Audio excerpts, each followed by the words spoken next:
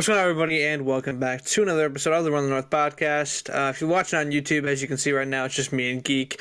If you're listening on Spotify, surprise, it's just me and Geek. For now, Miller should be here, I think, at some point. I don't really know what his situation is, but we should be seeing Miller. But since Miller is the one guy on our podcast who really doesn't follow basketball, we figured that we would start off talking about the NBA playoffs, talking about every series, recapping what's happened so far, and giving our predictions for the rest of those series. But before we get into all of that, Geek, how you doing, man? Doing all right. Been an interesting week. My back is finally almost completely better from There it is. last Yeah. Thursday. That was tough, man. Dude, sitting at that fucking movie was so unbearable, dude. Does your movie theater have the recliner seats or no? Yeah, but they still fucked up my back. I don't know why. It was bad. It was tough. Yeah. I was sad. I got home and I saw the text that you guys were done like 5 minutes after I walked in the door. I was like, damn it. Or 5 minutes before I walked in the door, I was like, fuck. I tried really hard. Yeah. I wanted to at least get a good pop in there, but We were both tired and sick, so it wasn't that long of an episode. yeah. But yeah, That's valid. well, glad How are glad you to hear doing? you're doing. All right, I'm doing pretty good. I'm seeing Guardians 3 finally tomorrow, so I'm Let's very go. excited for that. I've heard very, very good things. I've heard people call it a top 3 MCU movie. I'm not going to buy that until I see it. I don't know if I'd go that I don't know. But I have seen very good reviews, so I'm hoping that it will be a good movie and that it will not make me too sad. I don't know what you know about my movie watching experience, but I predict every movie before I see it normally. This I'm movie glad is I the don't first then. MCU movie that I got wrong. It was not what I predicted it to be. It's the first time any movie in the MCU has done that. So, don't know if that's Look at good or that. bad, but yeah. To Good me, send that out for makes it James Gunn, I good because it suppose. surprised me. I like Yeah. I that's why I like M. Night Shyamalan movies. It's not that they're actually good, but the twists are never what I expect. So it's Right. good stuff. Yeah. Yeah. Fair enough. But yeah, getting into the NBA a little bit because we do call ourselves a sports podcast, not a sport podcast, and we have only talked about football in the time that this podcast has existed. So here we are talking about some basketball. Me and Geek are both basketball guys. Starting off in the East with the Sixers and the Celtics. Obviously, just today, as we're recording this, Philadelphia took a 3-2 lead by winning by 5, not 5 by 12. I can't read. Homie struggles. But yeah, I think that my take on this is super surprising. I definitely thought that Boston was the best team left once the Bucks got knocked out in the playoffs period. And they're just not getting it done. Obviously Jason Tatum only had 2 points in the first half of the last game. That is not good. You cannot be doing that if you're the best player on a team. James Harden has been going absolutely nuclear, but he just had a good game last game. He can't have a good game tonight, so he only had 17 tonight. 17, 10, and 8 though. You'll take that all day. 17, 10, and 8. You'll take that. And this also means that next game, which is a win and you're moving through game, he should score like 45. So Yeah. James Harden is probably going to go off. Embiid and Maxey both did their things. But overall, this is a surprise to me. I didn't think the Sixers had the juice at all. Yeah. But No, it was way surprising. I mean, winning the first game without Embiid was wild to begin with. But Yeah. my bigger thing, Harden and Embiid, when they're on the floor together, don't work. That pairing, as much as you think it should work, Kobe Shaq type situation, it just doesn't. I don't know what it is. I don't know if it's Embiid and the feeling the need to be the guy and just being like the other night, their last loss, Embiid just taking a million bad shots when Harden's wide open because Embiid needs to be the guy. He thinks it has to be him. And Horford had him in prison for some reason, like defensively. Like And then, obviously, there was the one play that ended up winning them the game where he got double teamed and he throws it outside to the corner and Harden makes that wide open three. But for the most part, yeah, I mean, this duo is just not what you expect out of guys of their calibers. I mean, it really just Embiid. He is a little too focused on being the guy, and Harden can be the guy and Embiid can be the guy, but Embiid just did not really recognize, and this is the last game obviously, but did not really recognize that he was just not going to crack Al Horford for some reason. And Harden, again, like he's wide open in a lot of those situations, and Embiid's not a great passer, which is kind of what stems from is he doesn't believe he can make those passes, and he probably can't. And he barely made the one to Harden in the corner. He almost sold the bag on that one. So overall, yeah, I mean, this is a super surprising series. Look, my original prediction was Celtics in 7, so that could still happen. I do expect that to happen. But like the problem really stems from, I just think the 76ers have more guys. Yeah. Like they have Harden and they have Embiid and they have Maxey, and those three can win them basketball games. And then it's Tatum and it's Brown and there's nobody. Nobody can consistently do it offensively. Not only is Eric it White Maxey, has been okay. They also have Tobias Harris, which is just a fourth guy who can give you something. And outside of Tatum and Jaylen Brown, there are very few guys who can consistently produce offensively on the Celtics. I mean, Marcus Smart, great defender, but he is not a plus on offense. Derek White has had his moments. Malcolm Brogdon has had his moments. But, like, the next leading scorer after Marcus Smart was Peyton Pritchard with 8 points tonight. And Marcus Smart had 14. It was 36 from Tatum, 24 from Brown. Everybody else is just down there, And also Joe Mazzulla sucks. He is not that good of a coach. If they had Brad Stevens, this would have been a sweep. I almost guarantee you they would have swept them. Yeah. If this is Brad Stevens and they had to play game 1 without Embiid, I'm pretty sure this is a 4 or 5 game series and the Celtics are cleaning it up pretty easily. Yeah. He's not making the right adjustments. Obviously, Doc Rivers isn't a great coach either. It's a kind of a mid-off in that area. But okay, my question to you is, before we move on to a different series, who do you think the best player? Oh, Miller's here. Who do you think the best player in this series is, Geek? Do you think it's Embiid or do you think it's Tatum? Ooh, why? I know my answer. Funky? I think it's Embiid. I'm not a huge Tatum guy, honestly. And honestly, there are some valid criticisms of him. Obviously, this guy, he looked like an MVP candidate. Start the season, people kind of thought that he was going to be in that conversation for the most of the year. But obviously, I mean, Embiid just took home the MVP, dude. Like, this dude was the bona fide, whatever. Like, he was the best player in the league this year. That's who they gave MVP to, was Embiid? Yeah. Lame. Absolutely deserving. Why is that lame? He was completely deserving of it. Part of it had is a case. Also, though, part of it is still the thing is Jokic and Giannis both had cases, but I 100% believe it was just Embiid hasn't got his yet, and it's close enough that we can just give it to him and nobody will be mad. Jokic had just won back-to-back, and Giannis got his. Oh, you can't have Jokic be the only guy to go back-to-back. A three-peat for MVP. Braun couldn't do it. MJ couldn't do it. You can't let Jokic for the guy who got drafted during a Taco Bell commercial. No, thank you. Yes. No, thank you for Nikola. See, if we're not talking about all NBA first or all NBA defensive first team selection, Alex Caruso, then oh my God, who cares? Miller's here to the talk. The only basketball player that matters. That's a lie. There's two. Jimmy Butler's the other one. Jimmy Butler. Speaking of Jimmy Butler, moving on to our next series here with the Knicks and the Heat. The Heat obviously won last night. They went up 3-1. I think it is safe to say that this thing is over.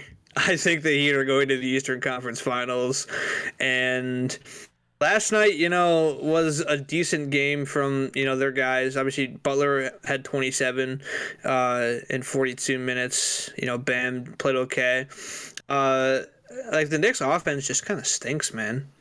Like, Julius Randle's not that guy. RJ Barrett's not really that guy. Mitchell Robinson is the one of the most unserious center options in the league. Well, no, he's serious as a defensive guy. But dude is just like Offensively, yeah, he's DeAndre not Ayton, serious. and he's afraid to rebound. Like, he's just terrified of catching a ball. Yeah. It's going to hurt his fingies. I don't And know. they can't get a board. They can't get a board on offense whatsoever. Nope. And See, like, listen, a big man that can't rebound is like a linebacker that can't tackle. They don't belong on the court. Get them out of here. Yeah. That's my basketball take for That's the valid. day. I'm okay with that. like Jalen Brunson, like coming into the series was legitimately like a top 3 guard in the NBA. Yeah. Like he was playing so well. He's We're playing seeing well in the Brunson series, versus too. Butler, and we're just Yeah, he's seeing that playing Butler's super well in the supporting series, cast too. is just mid enough to be okay It's to mid- win. Dude, and like the Heat have like undrafted guys going out there and dropping like double digits. Like Max Strus dropped 16 last night. Honestly, Kyle I think Lowry, it's just who's like 40 years old, got 15. Caleb Martin, undrafted, got double digits last night. I think a big like, It's part the of it Jimmy Butler is effect. just that and the veterans. You got The Heat Bam, culture, who man. did the finals run. Kevin Love, who went to 5 straight finals. Kyle Kevin Lowry. Love's on the Heat? Yeah, Kevin he's a Love's on the starter. Heat, yeah. What the fuck? He is the starter. He's their starting Power forward. Yep. That's a fundamental forward. The best inbound passer in the NBA. Of all Hell time, yeah. probably. Hell Probably yeah. of all time from the baseline, yeah. Yeah. That's like, a ball player I can get behind. That doesn't sound okay. I'm gonna shut up. yeah, okay. But yeah, I mean, and then it's just Jimmy Butler and his will, which is gonna suck, because you know what's gonna happen, right? We're getting a rematch of the 2020 finals, and it's gonna end the same way, with Butler being gassed by the time he gets there. Because he has no goddamn help. Just Poor none. guy. I mean, I personally am not taking the Heat over the Celtics or the Sixers I am. currently. But if they were to make it, if it is a rematch of Lakers Heat, my hot take would be that the Heat would probably beat them pretty easily. How? I think the way that the Heat are playing, the way Jimmy's playing, it would all. And that's what they said in Better than 2020. Jimmy Butler. It would all depend on Bam Adebayo. LeBron all depend on and Bam AD. Adebayo. Is it Who okay? and who? To be fair, not easily, We're not but I think they hitting could win the buckets. series. I I really think they don't. could win the series. I don't see it. It They're would not all a depend serious on how team. Bam Adebayo plays defensively against AD, who's been phenomenal, and he's healthy, and that's incredibly scary. And he's the guy who should build around in LA. LeBron sucks. Oh, Throw him sure. off the team. Sure. Ship him off to Orlando where he belongs. Sure. But no, like I said, this Knicks Heat series over. Yeah. Heat are going to the Eastern Conference Finals unless something absolutely insane happens. But not much more to talk about there other than Jimmy Butler is that guy and will forever Always be been that guy. I've been saying this since before he left Chicago. Jimmy G Buckets is that guy. Then there's of course the Minnesota incident. You know, the Goated. pay me. I love Yeah, that. absolutely ridiculous. You need me. You can't fucking win without me. And then 10 minutes And later, he they was on haven't. ESPN TV. And they haven't. They have No, they not have won not. anything without him. But looking at a series that currently has a game in progress, Suns Nuggets. Right now, it's after the first quarter. Nuggets are up by 11. But talking about the series so far, it's a 2-2 series. Nuggets were up 2-0. Jokic is really, really good, but his supporting cast is really, really shaky, and they scare me. And also, Jokic sucks at defense, and that's not good either. Because if they have to play the Lakers, They're AD fucked. is going to be either they're going to stop AD and Jokic is going to foul out in the first quarter, and then AD is going to go off, or AD is just going to go off the entire game and score like 50. Yeah. Like if they play the Lakers, No, they I won't don't know even what have they're gonna do Jokic on him. defensively. It's gonna It'll be Aaron Gordon. It'll be and, Aaron Gordon.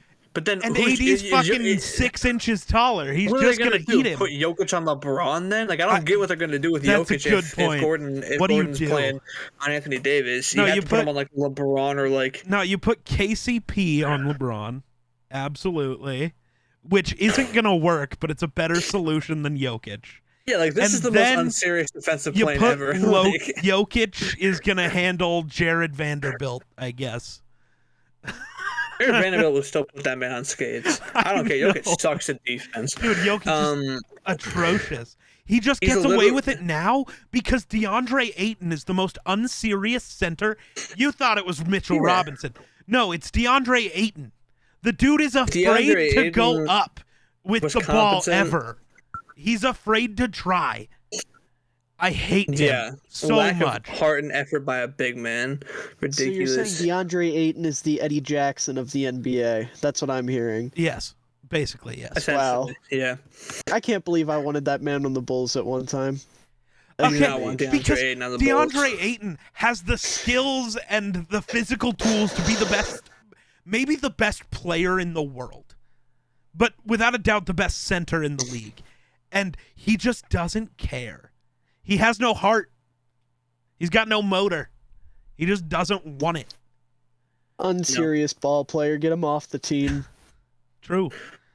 And Honestly, KD's having a rough night. Yeah, Katie's having a rough night to start today.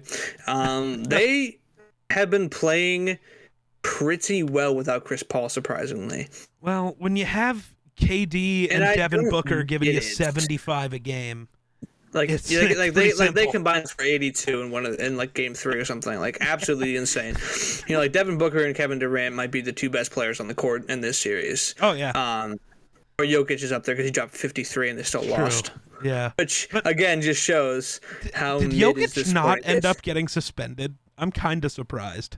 He did not get suspended for pushing the Suns owner. I think he was kind of based for it, to be honest. See, but I'm super shocked. If that would have been Draymond that did that, he would have been thrown in prison. So I find he this just some got bullshit. fined. He got fined $50,000, and that was it. I think it should have been a suspension. I really do. You would have suspended anybody else. Just because Jokic is the best player on the opposite team doesn't matter to me. Yeah, I mean it's a little questionable. He ran Jokic into the stands and then shoved a fan. Technically, that's. I mean, that's Jokic a also has suspension. 5 points tonight, so it's not like his being there has really affected much. Dude, Michael Porter Jr. is carrying. 14, yeah. And then, like I said, like their supporting cast can have nights like this. Yeah. They can also have nights like the night Jokic dropped 53 and they lost by like double-digit points. You know, like that's just what happens. Like KCP and Gordon and Murray and Porter are like solid, but only at certain times when they like feel like it. You know, like I like. I'm just waiting for the Jeff Green game. There's always one every playoff run where Jeff probably Green just be- goes for that name. 35. Probably Because game Jeff Cleveland. Green. 6. Ah, that's right. Because Okay. he was somehow Jeff Green, who was a free agent for 90% of that year, got signed to the Cavs right before the playoffs, and then Yeah. suddenly was the second best player on the court on that team I remember that. for Yeah. no reason. The Jeff Yeah. Green effect. The Jeff Green effect. Jeff Green effect. But What like, about Jeff Blue? No, Any thoughts on him? none. No thoughts. Jeff Red, maybe? Go to your room. That is where I currently am. but Yeah. like I don't know, dude.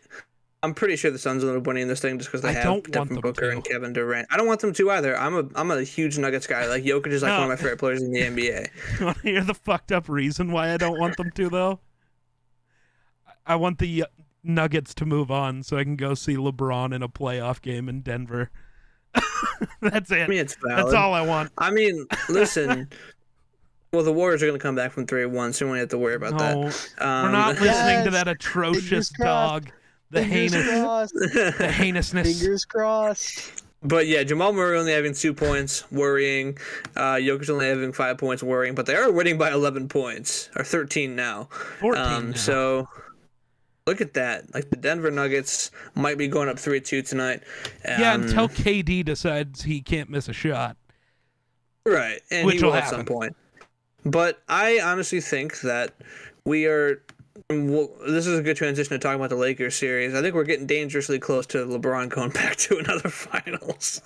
They win this series, Yeah. they're pretty much there. Because Yeah. DeAndre Ayton sure isn't doing anything against Anthony Davis either.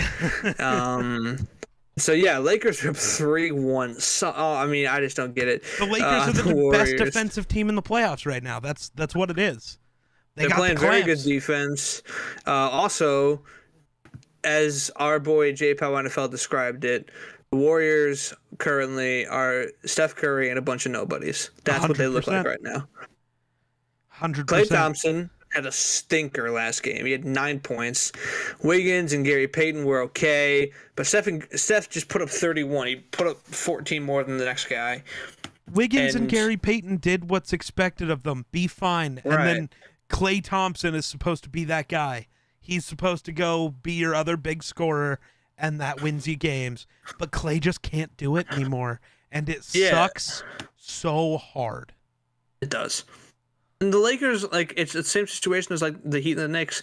The Lakers just have more guys.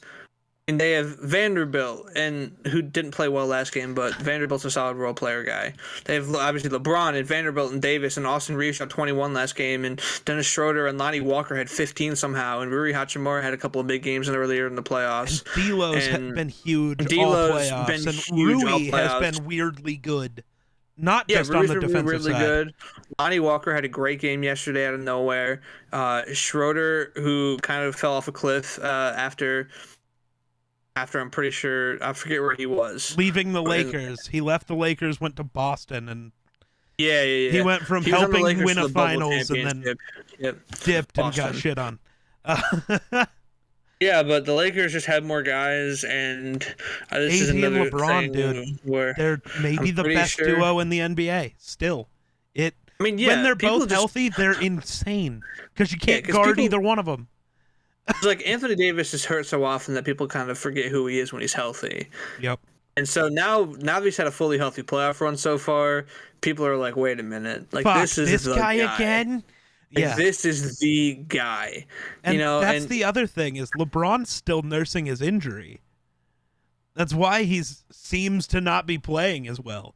He's just not doing that thing he normally does where he just beats everybody by driving. He's still nursing that foot injury. But again, he still led the team in scoring last game. Yeah. So even off of a bad foot.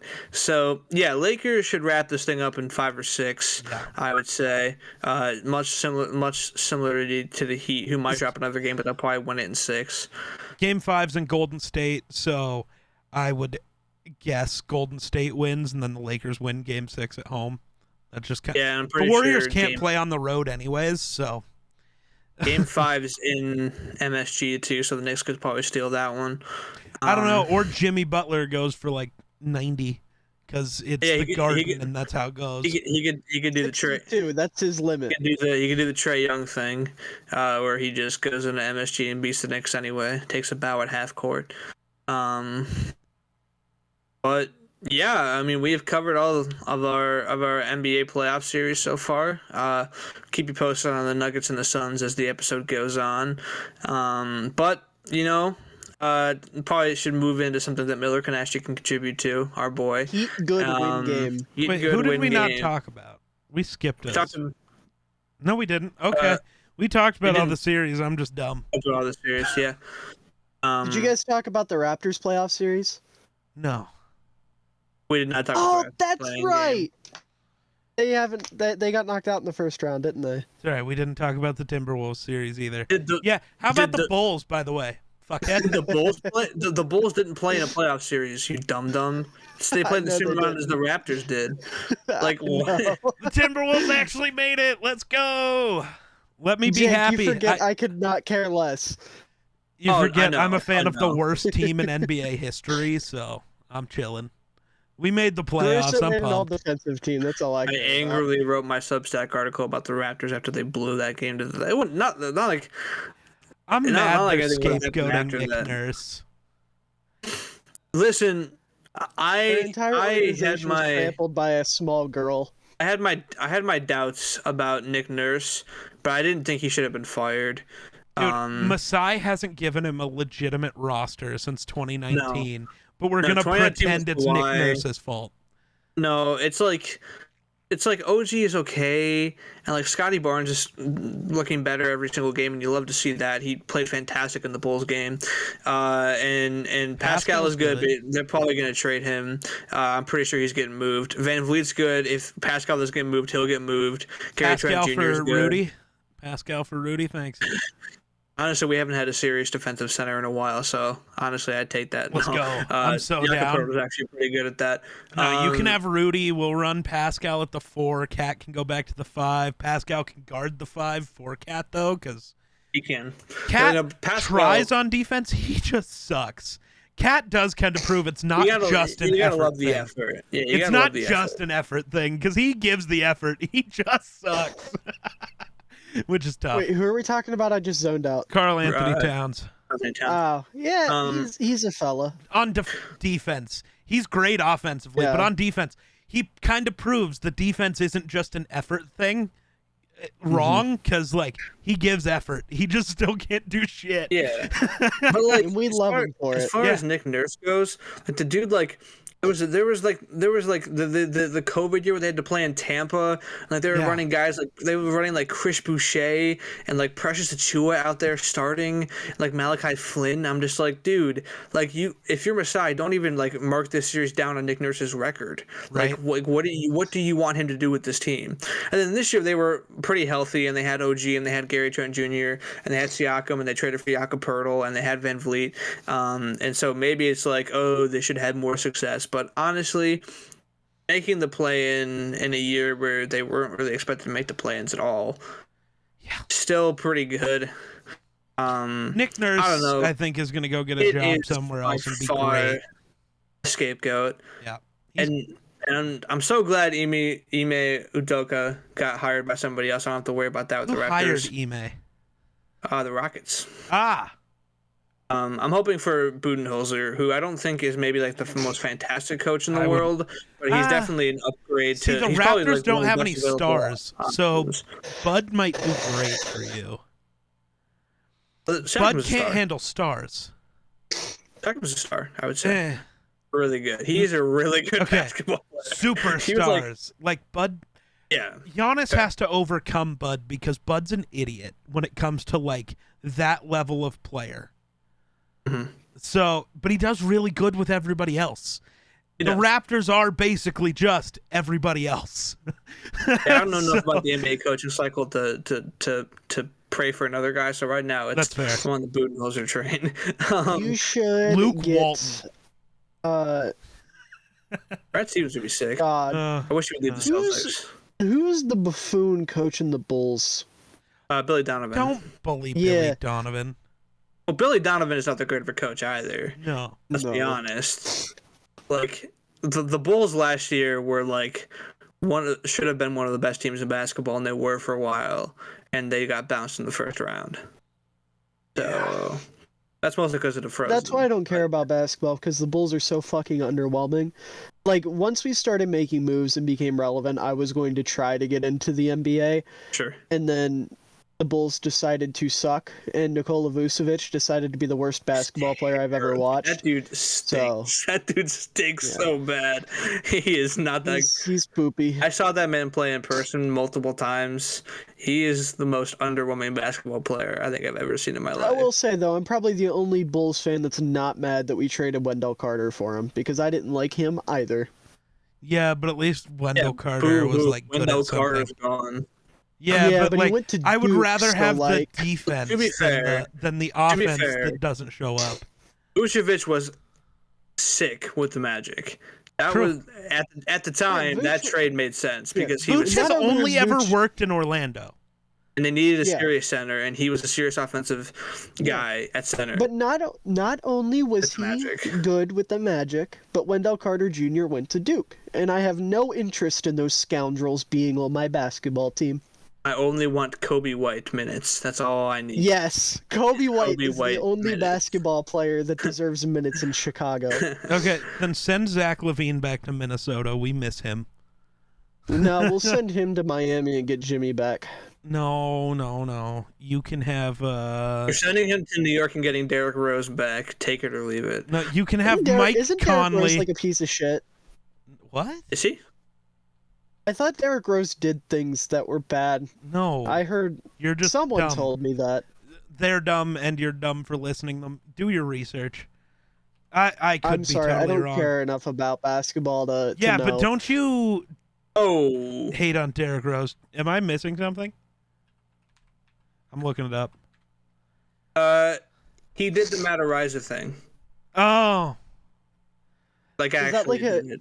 Oh, it's like hold on. Apparently, confirmed according he to actually did it? Google.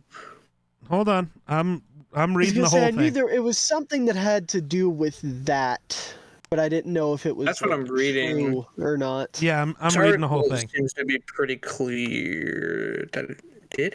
I'm so confused. Yeah, I'm trying to figure out what actually was said here. Like what was decided?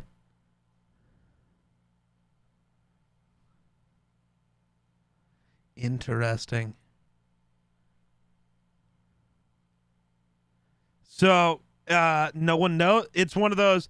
It's not like the Ariza situation, where the it was found that he wasn't there. It was there wasn't enough evidence to decide if he was guilty or not, so no one knows. How did I Ugh. never know that existed? Wild. That's no bueno. But Yep. because like the Ariza thing, with the he wasn't even there apparently is tough. Yeah, Dude's life is ruined. yeah. That's I just tough. want to say, with the Derrick Rose thing, when I heard that, I became very glad I got into basketball when I did, or not even really got in, but started paying attention when I did, because it was after Derrick Rose. Jimmy Butler was my first favorite player. That's not true. Michael Jordan technically was, because I liked Michael Jordan before I liked the NBA, but, Right. Fair. player I actually got to watch was Jimmy Butler. And then it was... I always liked Ryan Arcidiacono. I don't know why. Maybe it's because he wore 51, and, that's Chicago royalty. I don't know how many times I have to tell Grayson these things. Speaking of Chicago sports have now held the number 1 overall pick in 2 different drafts. And both meaning that teams the are still going to Bulls- suck. No, Okay. I don't know jack whoa, shit about the whoa, whoa. Blackhawks. I just want to say, as I think our only hockey follower, maybe Geek a little bit, Connor Not even a Bedard is going to be this dude is actually crazy. Until he will he make the turns out to Blackhawks- be Anthony Bennett. He will not turn out to be Anthony Bennett. This dude is Jamarcus McDavid Russell. level good. He is going to be the best player in the NHL at some point in his career for a long period of time. The Blackhawks are probably going to suck still. That's because their roster sucks. They got rid of Patrick Kane. They're doing this whole rebuild I thing. hate to do this again, but aren't the Blackhawks, their organization, also shitty? Wasn't there a massive scandal Who the with fuck the knows? organization? Yeah, Yes, that everything actually in did Chicago is shitty, Miller. That's the point. Chicago as a No. city is a problem. I love We need Chicago. to just Great pick it up city. and throw it the I fuck was there out. for a year. Fantastic. Great spot. Beautiful city. Loved every second of it. So First of all, stop it. Just to a point. I can't wait to actually go to Chicago one day. Chicago That'll is be a fun. very cool city. I was in their airport, and all I know is it was too fucking hot in there. They decided 95 degrees was a good idea for the airport. Chicago's airport is Damn. nice. Oh, O'Hare. Terrible. Just never That's went to Midway. awful. It was awful. And I had to hang out there But for yeah. 5 hours, because Damn. fuck them. Yeah, But it was no, awful. main point I was going to make is the Bulls are about to get Wembanyama, or however you say his name. Oh I'm my sure I God. butchered that. But the Bulls are somehow going to win the draft lottery. They have the same odds that they did when they got Derrick Rose when they won the draft lottery. So destiny is on their side. The year of Chicago in the draft. Chicago has a 1.8% chance at the number 1 overall pick for this upcoming NBA lottery. So I don't know about this one. Miller, I don't think you're getting this one. I'm gonna go out on a Dude, limb if and they say do, that we're you calling it all rigged. Chicago Yeah. sports need to be good again. No, they don't. If they can't figure out how to make their teams good without you rigging some shit for them, they don't need it. That's their own Bears fucking weren't fault. rigged. Lovie Smith is just a double agent. That's rigged. It's rigged. It's Nah, not rigged. it wasn't. He wasn't a it's- double agent for the Bears. The NFL paid him. Well, I mean, yeah, the NFL pays his contract. No, right? the Isn't that how NFL that paid works? him to win that game and let the Bears get the number 1 pick. He got a $50 billion bonus. Yeah. With a T. Billion with a T. I don't know what I'm saying anymore. Moving into some NFL stuff, I thought of this idea on the fly, Oh but God. I feel like it could be time for us to sit down and talk about each of our team's off seasons now that we're kind of through the draft process and most of free agency and everything. So I figure we can all just bring up our team and we'll have a collective discussion and each grade each of our team's off season and maybe expand to the Lions, just get the NFC North out of the way. But yeah, what team would we like to start with? Let's start with the Lions because they're the one that matters Yeah. the least to this show. Yes, that is just true. Agreed. So let me just look up their draft class and their free agents and we'll get rolling. Their so we're draft going class draft is class and goofy. free agency. Draft class, free agency, stuff like that. Yeah. Their off actually already season's talked about all the draft kind of a classes. dub, anyways. Because Okay, I'm not gonna lie. The OC. Lions draft class makes a lot of sense if you don't think about the order of the picks. Yeah, if you don't I think hate about that. where they got picked, it's all good. If you don't think about how the draft actually happened, their draft looks okay. Yeah. Yeah. No, if you just look at the players they got and not at where they drafted them, it's good draft class. No, they got good players. I just hate that they took Gibbs at 12. Only one of them made sense at where they picked him. Yes. And it wasn't don't know. any of the I first hate round the- guys. I hate the Campbell pick less than a lot of people in terms 18 of value. is way too fucking high. He wasn't It's going to too go high, until but- 27. The separate. Well, I don't know. Maybe. We don't know that though. We don't know that. I do. Somebody could have wanted to jump up and take Campbell, and they could have heard about it and made sure they got their guy. I'll put it this way: if it's a guy that I legitimately think is good, especially in a shallow group for his position, like the linebacker class this year was not good. And to me personally, Campbell stood far and away above the rest. Like, there was a sizable gap between Campbell and LB2 for me personally. Homie You can didn't disagree. watch Ivan Pace one time. Ivan Pace is 2'3". He's 5'11". He's better in coverage and statistically better at everything else. He's also stronger. So Jack Campbell does nothing better. I I'm out. Which is disagree with why that Jack Campbell was the wholeheartedly. first round pick and Ivan Pace was undrafted. The clearly. difference is the 3 inches. 6'2" versus 5'11". That's the difference. That matters a lot. I don't think 5'11" drops you essentially It 6 did. rounds below a guy. It Or did. Ivan There's Pace isn't that linebackers in good. the league that are 5'11" and are fine. Like, they got drafted. Roquan Smith's 5'11". I don't know how tall Ivan Pace actually is. Hold on. And also, Yeah. when Geek is only going to be spreading propaganda because A, he was his linebacker 1, and B, he's on the Vikings now. I'm only So going to he be has that spreading own- propaganda. I thought you were going to say because he's on the Vikings. I was spreading Ivan Pace propaganda well before the draft, and you all I'm know saying it. he was your linebacker Yeah. 1 and No, on the Vikings. Jack So you have no Campbell reason still was my linebacker 1. I'm just mad because you guys think Ivan Pace is a million years behind. When... Suck. Because you're... I just wasn't rooting for Ivan my Pace Pace. is I'm completely sorry. fine. He's he's fine. 5'10" and He's a half. fine linebacker.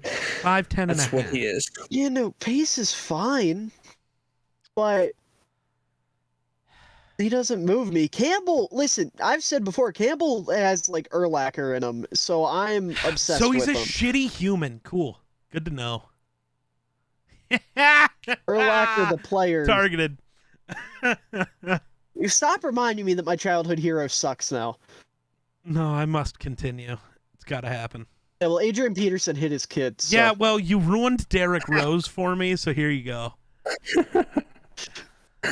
Oh, this Favorite is basketball terrible. player This of is all a time. terrible way to argument. Yeah. This is a terrible argument. We need argument. to stop. Stop doing this.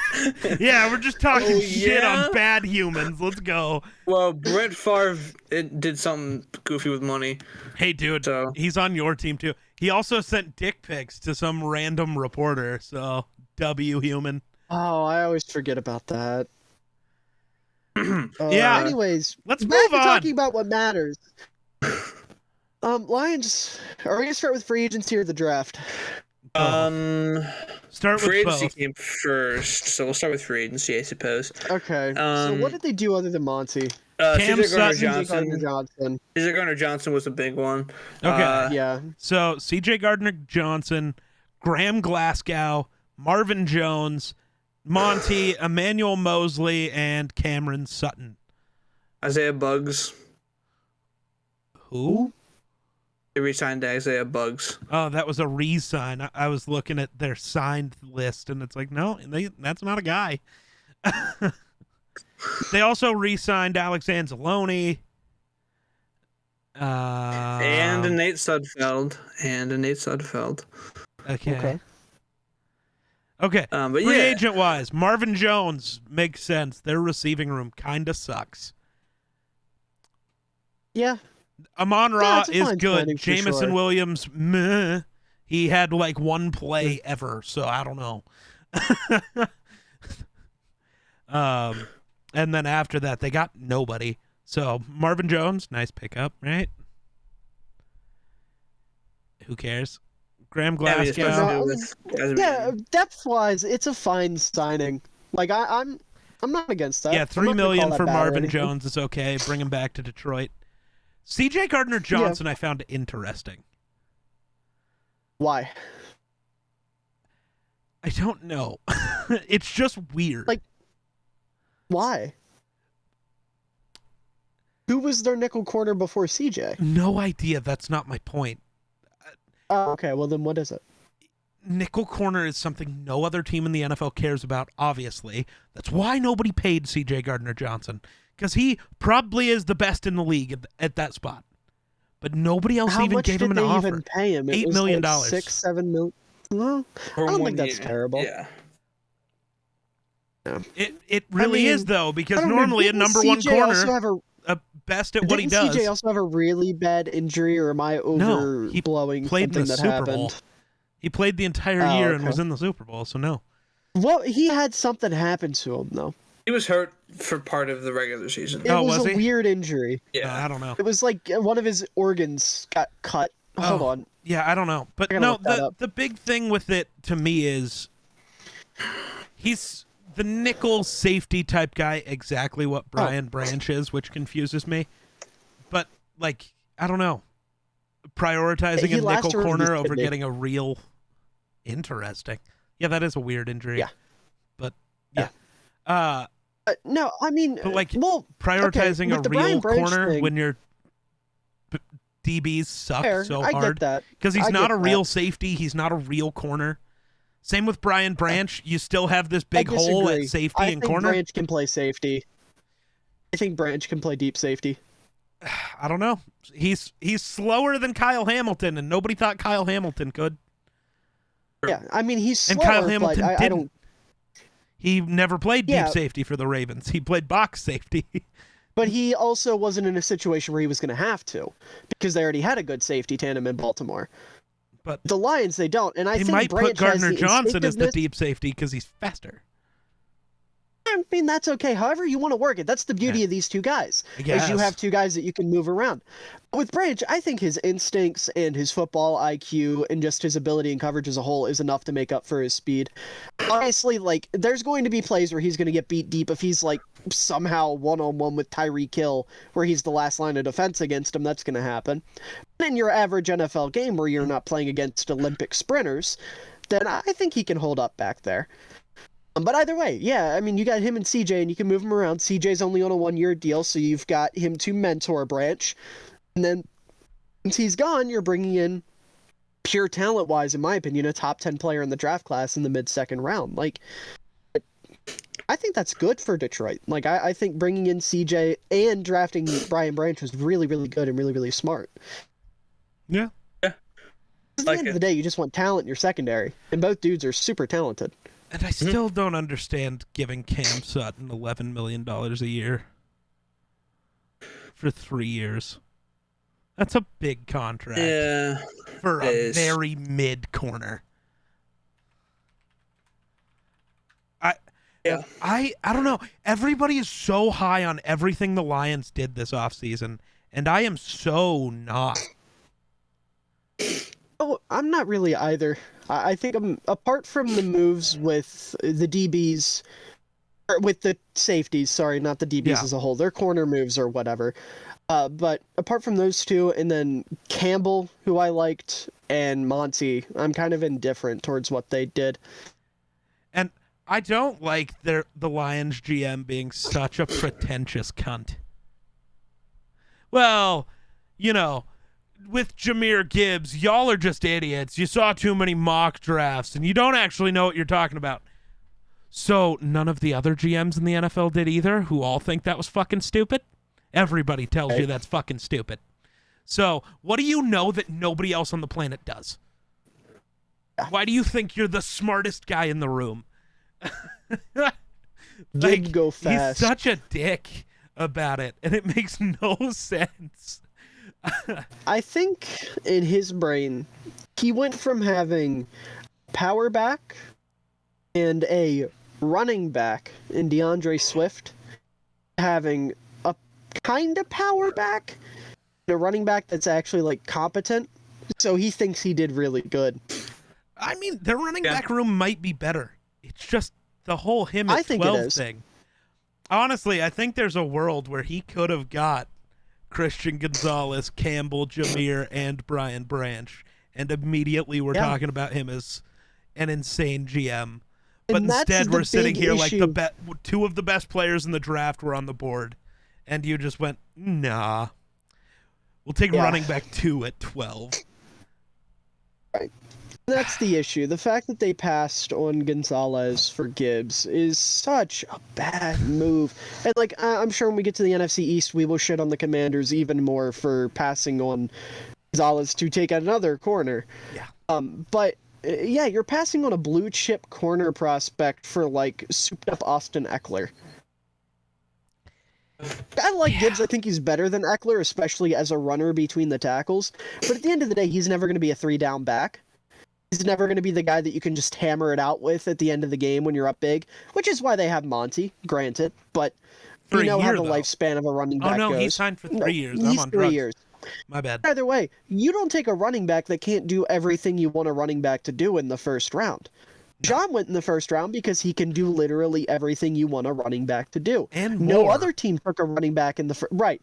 No other team took a running back in the first round, despite there being running backs that were just as good, if not better than Gibbs, still on the board. Guys like Tyjae Spears and Zach Charbonnet, Roshan Johnson, whoever you want to say. Eric Gray. No.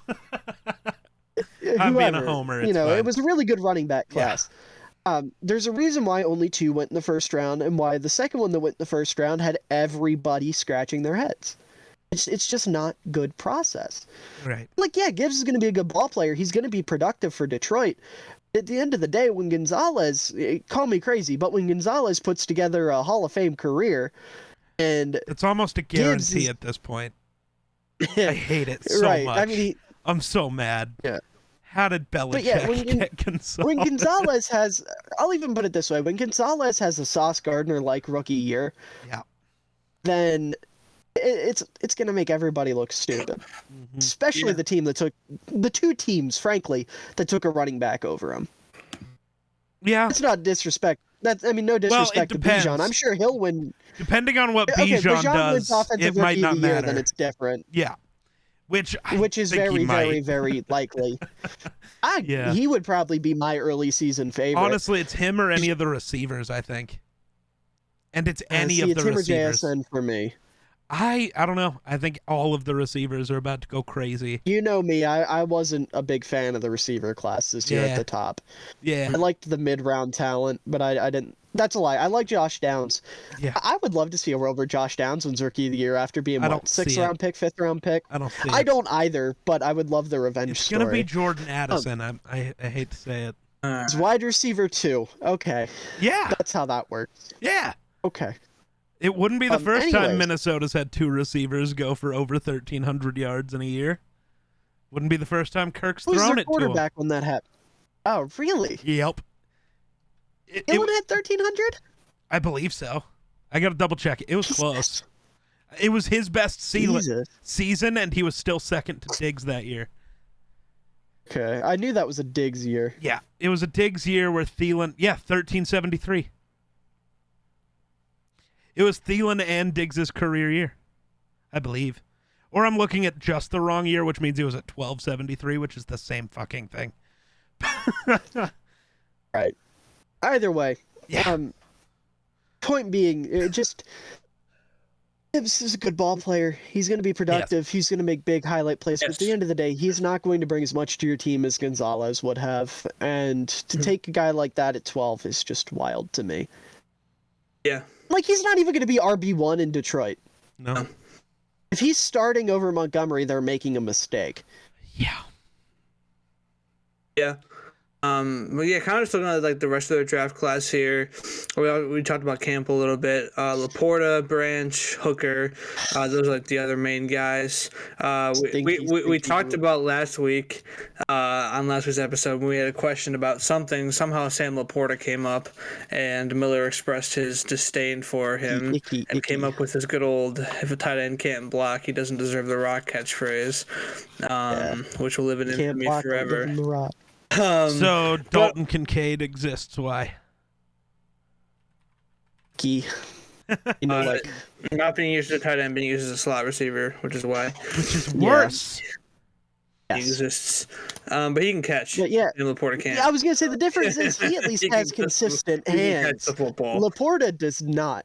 No. I looked up the stat. Laporta dropped at 9.4% of his targets his last year at Iowa. That is unacceptable. Like, I've seen Iowa fans try to blame that on quarterback play. You can't. If it's a drop, that means the receiver could have caught it at the end of the day. And if that's a tight end, not to mention his contested catch rate was below 40%, like, it's not a tight end. That's a fat wide receiver. That's all that dude is. And, like, I don't know. A tight end that can't block and can't catch, take him over Michael Mayer. Yeah. Or Darnell Washington, even. Could block and catch over him. Just being smart and taking Anton Harrison and fixing their fucking O-line. Well, Anton Harrison was already off the board. No. They traded up with Jacksonville. You're talking about Kincaid. We're talking about Laporta. Oh, I totally zoned out for a minute there. Lions. Not gonna lie. I was still back on Kincaid. No, I mean, this is the NFC North agree with you episode. there. I don't care. With Buffalo, absolutely, I agree. Yeah, my bad. I zoned out. But also, I don't know. There's so many guys on the board that are better than Laporta. Just not even tight ends. Laporta's which, just like, not that good. I probably would have taken Tucker Kraft. I was going to say, we're going to talk about Green Bay. Green Bay drafted 2 tight ends that were better than Laporta. Literally I'm not joking. I mean that when I say that. Yeah, we'll talk Kraft about and Green Musgrave Bay. are both better than Laporta. Yes. That's tough. They got 2 top 5 tight ends in the class. Yeah. Laporta pick was bad. Hendon Hooker pick, funny. Just funny. I mean, they came out and said that this is a redshirt year for him, and but they still have plans to give Goff a contract. I don't know what they're doing. Wait, what? The tweet I read, redshirt year makes sense. Also, planning to give Goff a contract makes no sense. And it was like the bottom of the tweet was, but there's still plans for a new Goff contract or something along those lines. And then like Broderick Martin, Colby Smith, Antoine Green, who went to UNC, so he's Miller likes him no matter what. Even though I don't know if he knows who Antoine Green is. Nobody does. But UNC receiver. Wait, Antoine Green from UNC? Yeah. Yeah, I like him. I liked him. I thought that was a really good pick. Yeah. What has he ever done? Have you ever seen him catch a football? Did you watch any film where you saw him catch a ball? Yes, he stepped into like the what's his name? I always forget his name. Washington receiver that went to UNC. Tommy Brown. He stepped into De'Ami Brown's role and was actually a pretty solid slot receiver for them. Solid athlete, solid hands. He's just solid all around. Never going to be a superstar, but if he's like your wide receiver 3 here in a couple years, you're feeling pretty okay about it. That was a good pick in the 7th round. At the very least, he's good depth for Detroit. Sorry, I zoned out completely. I would have spoke up sooner. Hey, it's okay. I literally just did that a few minutes ago and sounded like a fucking idiot, so it's okay. But, now that we've kind of reviewed their draft class and their free agency class, get along to the grading aspect of this for all of our we didn't go over the whole class, did we? Yeah. Detroit's? You know, we went over Branch, Gibbs, Campbell, and Laporta. Hendon Hooker, we all kind of laughed at I because don't they're know much stupid. about Broderick. Broderick Martin's just or a Colby project Smith. nose tackle. He Yeah. exists. Good athlete. That's Colby kinda it. Sorsdale, I have no idea. No idea. And Yeah. Will Antoine Green, confidently I say don't I don't fucking know. So Miller, you went Miller over already it. That's gave their a piece on class. him. Okay. Sorry. I zoned out. That's Yeah, my But no, it's all yeah. good. So now that, like I said, we talked about the free agents, talked about the draft class. I don't know who wants to go first, but we'll give this offseason a grade for them. I can go first if you guys would like. Sure. Yeah, let's do that. I'm going to go with between a C plus and a B minus. I'm gonna go totally because I like the players they drafted outside of Gibbs at value, but I even like Gibbs, like Campbell, Branch, and even like Hendon Hooker is an okay pick. So I'm gonna go C plus. I don't like the free agency class that much because Sutton and Mosley make zero sense to me. They were both old and not that good at corners, and they paid them a little bit too much money. So yeah, I'm gonna go C plus. I mean, I think they did fine. I will say the entirety of their offseason was very underwhelming. Because this was the offseason where the Lions really needed to put it together and try to push the needle to jump ahead in the NFC North. Now that the Packers are out of the way, even though they weren't the top dogs last year, it's still the Packers. They still had Rodgers. They're always a threat. Right. Now he's gone, so the NFC North is looking for somebody to take the crown, and the Lions were in good position to, make that themselves. But they did it. So it's very underwhelming. I do like some of the players they brought in, though. I'm going to be a little bit nicer than Jake. I'm going to give him a B. Just a B. A plain old B. All right, Geek. Round us off. I'm the asshole. I'm giving him a C, God. man. It's overpay after overpay in free agency, and then just bad process in the draft. Yeah, I do like most of the players. I really do. But bad process. You could have had the best class in the world easily. Easily. But you bunged it up and we're okay. I agree. Bad process in free agency, just bad process in a year where you really did have the chance to be the Kings in the North, and you just didn't move up. I'm not saying you moved down, but you didn't really take a step. At least it doesn't feel like it. Maybe they'll surprise us all and we all have to eat our words, and that's okay. Really? I'd rather they overachieve than underachieve. Right. So. All right. So, yeah. Which one of our teams do we get to talk about first is the question now. Oh, God. I don't know. I don't care. I think we'll save the Bears for last because they did the most out of any of our teams, free agency wise, and or do we get with them first so we get them out of the way because they're long? Do we go just record order? Reverse record order? I don't care. I'm just giving ideas. Well, if we do from worst to best, we'll start with the Bears because they also did do a lot in free agency in the offseason, so we'll have a good amount to talk about with them. All right, the Bears 2023 draft class sucked. They didn't make a single good pick. True. Crazy. No, great. Good class. Boo-hoo. Wah. Good class. Yeah.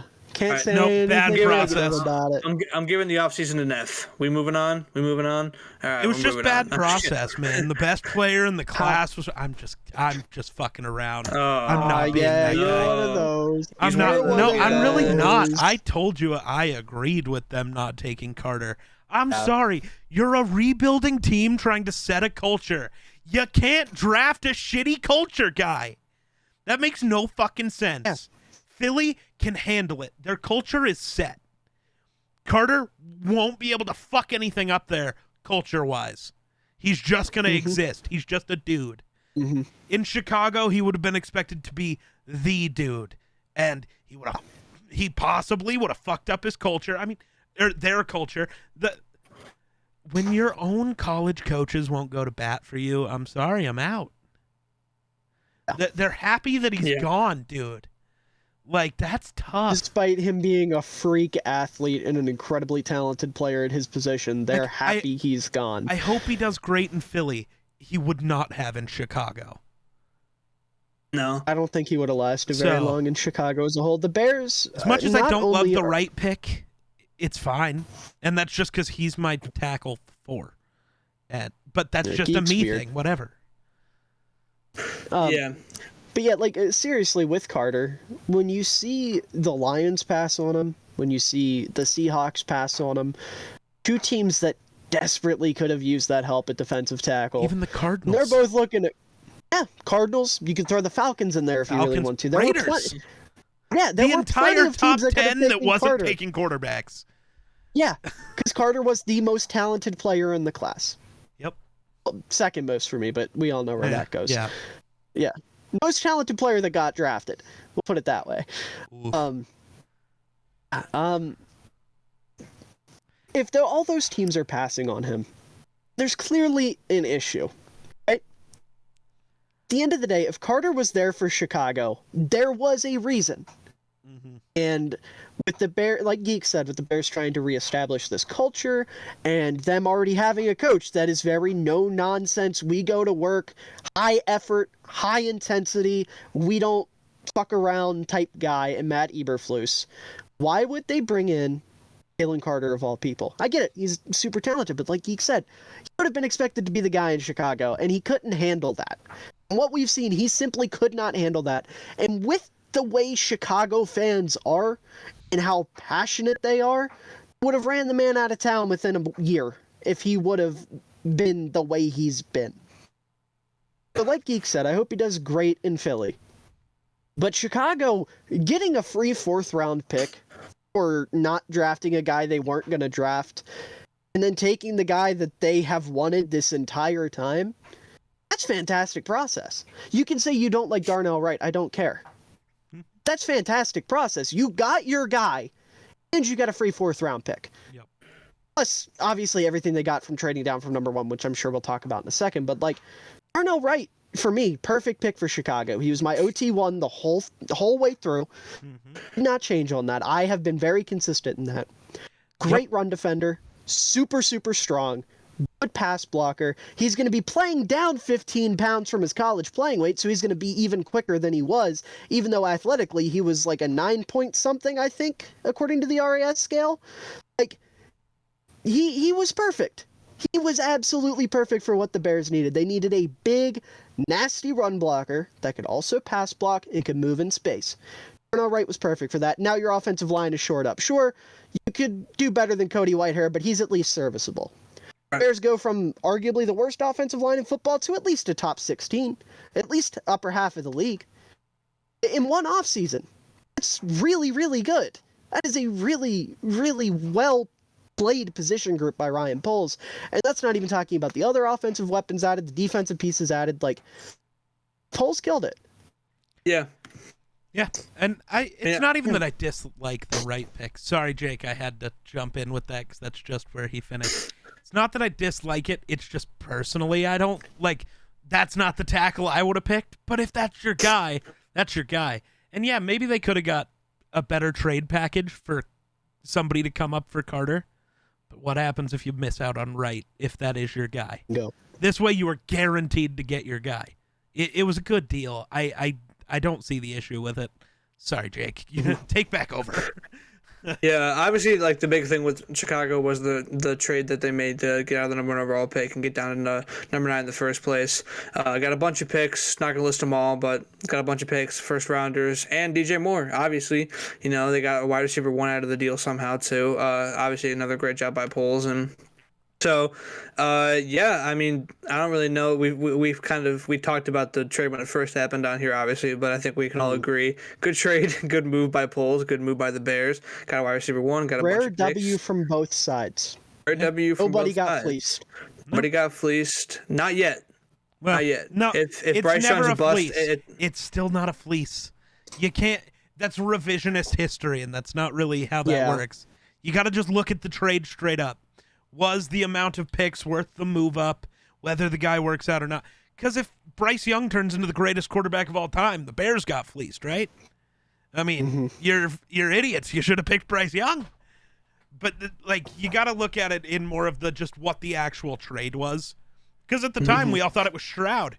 Like everybody Right. thought it was Stroud when the trade happened. So, Yeah. it was good trade Yeah, for both good sides. trade for both sides, and obviously the Bears come away with a ton of stuff for it, and obviously also very active in free agency. The big one is the upgrades they made to the linebacker room with both Tremaine Edmonds and T.J. Edwards. I'm a fan of both of these signings. I think Tremaine Edmonds is pretty good. I think T.J. Edwards is pretty good. He was a big part of that Philly defense that played so well in the playoffs and the Super Bowl last year, and I think Poles looked at a linebacker room that needed some help outside of Sanborn and said, "Here, let me give you two really good players to fill some holes," and they had the money to do it. So good moves all around there. I mean, I know that our boy Miller's happy with that, but yeah. Yeah, it's really smart team building. He spends his money at non-premium positions and then attacks his premium positions in the draft.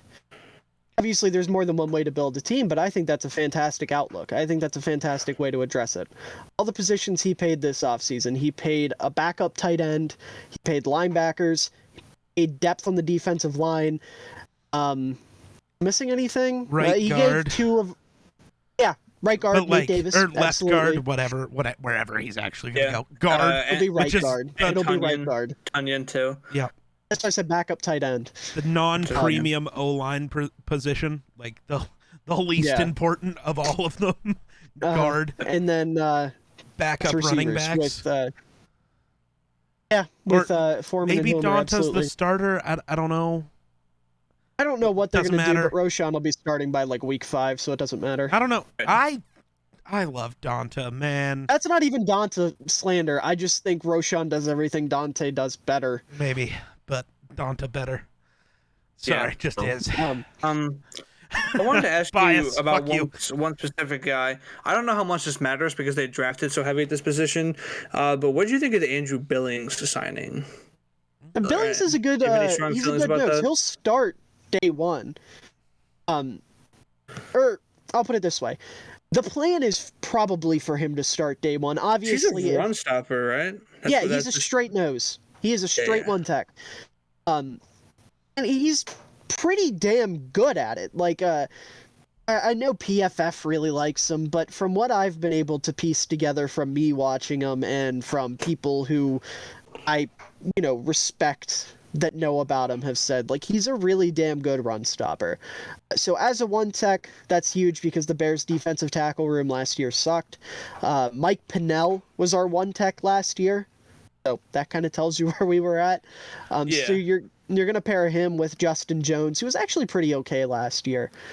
And then obviously you have Dexter, who you're hoping knows how to actually fire off the ball, because if he does, holy shit, that dude's upside is absurd. Maybe this is just me sipping the Kool-Aid, I don't know, but there have been a lot of stories to come out lately from the Bears coaching staff, from Dexter himself, and I think even a coach at Florida, I can't confirm that last one, that his responsibility was on Florida's defensive line was to two-gap instead of attack. So he was just there to read and react to the guard, which, if that's the case, I feel a little bit better, because in Chicago, you'll want him to be a penetrator. You'll just tell him, hey, go kill somebody. So hopefully that's why his get-off was so bad, was because he was so caught up on trying to read and react that he didn't think to react. He was just reading. Wasn't that literally what he said? Yeah, he said that. The Bears coaching staff has said that. I think one of Florida's coaches has confirmed it. I can't say for 100%, but I'm 98% sure they did. Valid. So if that's the case, that's huge. It's Yeah. His athletic profile mixed with his size is fucking absurd. His plays where he actually did fire off the ball, and even some of the ones where he didn't, were so just impressive. I mean, he's a physical freak. He's quick. He's really disciplined against the run. He's going to be damn good. He's a guy that they've already said they want a lot of flexibility in the interior of their defensive line. So you've got a guy who can play 3-tech and 1-tech. And then Pickens, God love him, is the opposite. He's a 3-tech, and that's all. Run defense is not possible. He just doesn't do it. God love him, but he doesn't do it. Who needs to run defend? No, that's the only reasons why I'm like the only Bears fan that doesn't like the Pickens pick. Like, I'm fine with it. I'm not upset with But it. you It's just drafted 2 other run stoppers, so like, who cares? I know I'm just weird, and I want my defensive tackles to be able to stop the run. I'm not saying he needs to be the guy. I would just like him to not get uprooted every time the other team runs the ball. God, you're asking a lot, man. Oh, I'm sorry. I'm asking a defensive tackle to play defensive tackle. I'm sorry. You're asking a 3rd-round pick to be Jalen Carter. I'm sorry. I'm asking a 3rd-round pick to do the bare minimum. I don't want him to be a great run defender. I just want him to be like, oh, hey, guys, I'm not going to get moved this time, and then just like make a tackle like, once a game. Yes, a run defender. He is not one right now. I'm not asking him to be a good one, a great one, or even an average one. I just want him to be one. I just want him to be. Yeah. Like Dexter, Jones, and Billings can be the good run defenders. I just need Pickens to be a run defender. That being said, though, dude's a sick penetrator. Like, Phrasing. When he's just, when he's just straight rushing the passer, dude cooks. Pickens is it's just, the one dimension, him being so one-dimensional is really his drawback. But I like him a lot as a pass rusher. Yeah.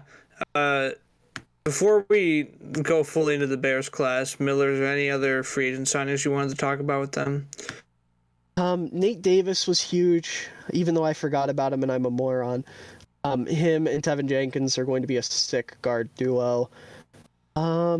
Defensive line signings were cool. Nothing too crazy, but, good depth. And I like Tunyon. He's a fun tight end, too. He is a fun tight end, too. Lifelong Bears fan. That's pretty epic. Yeah.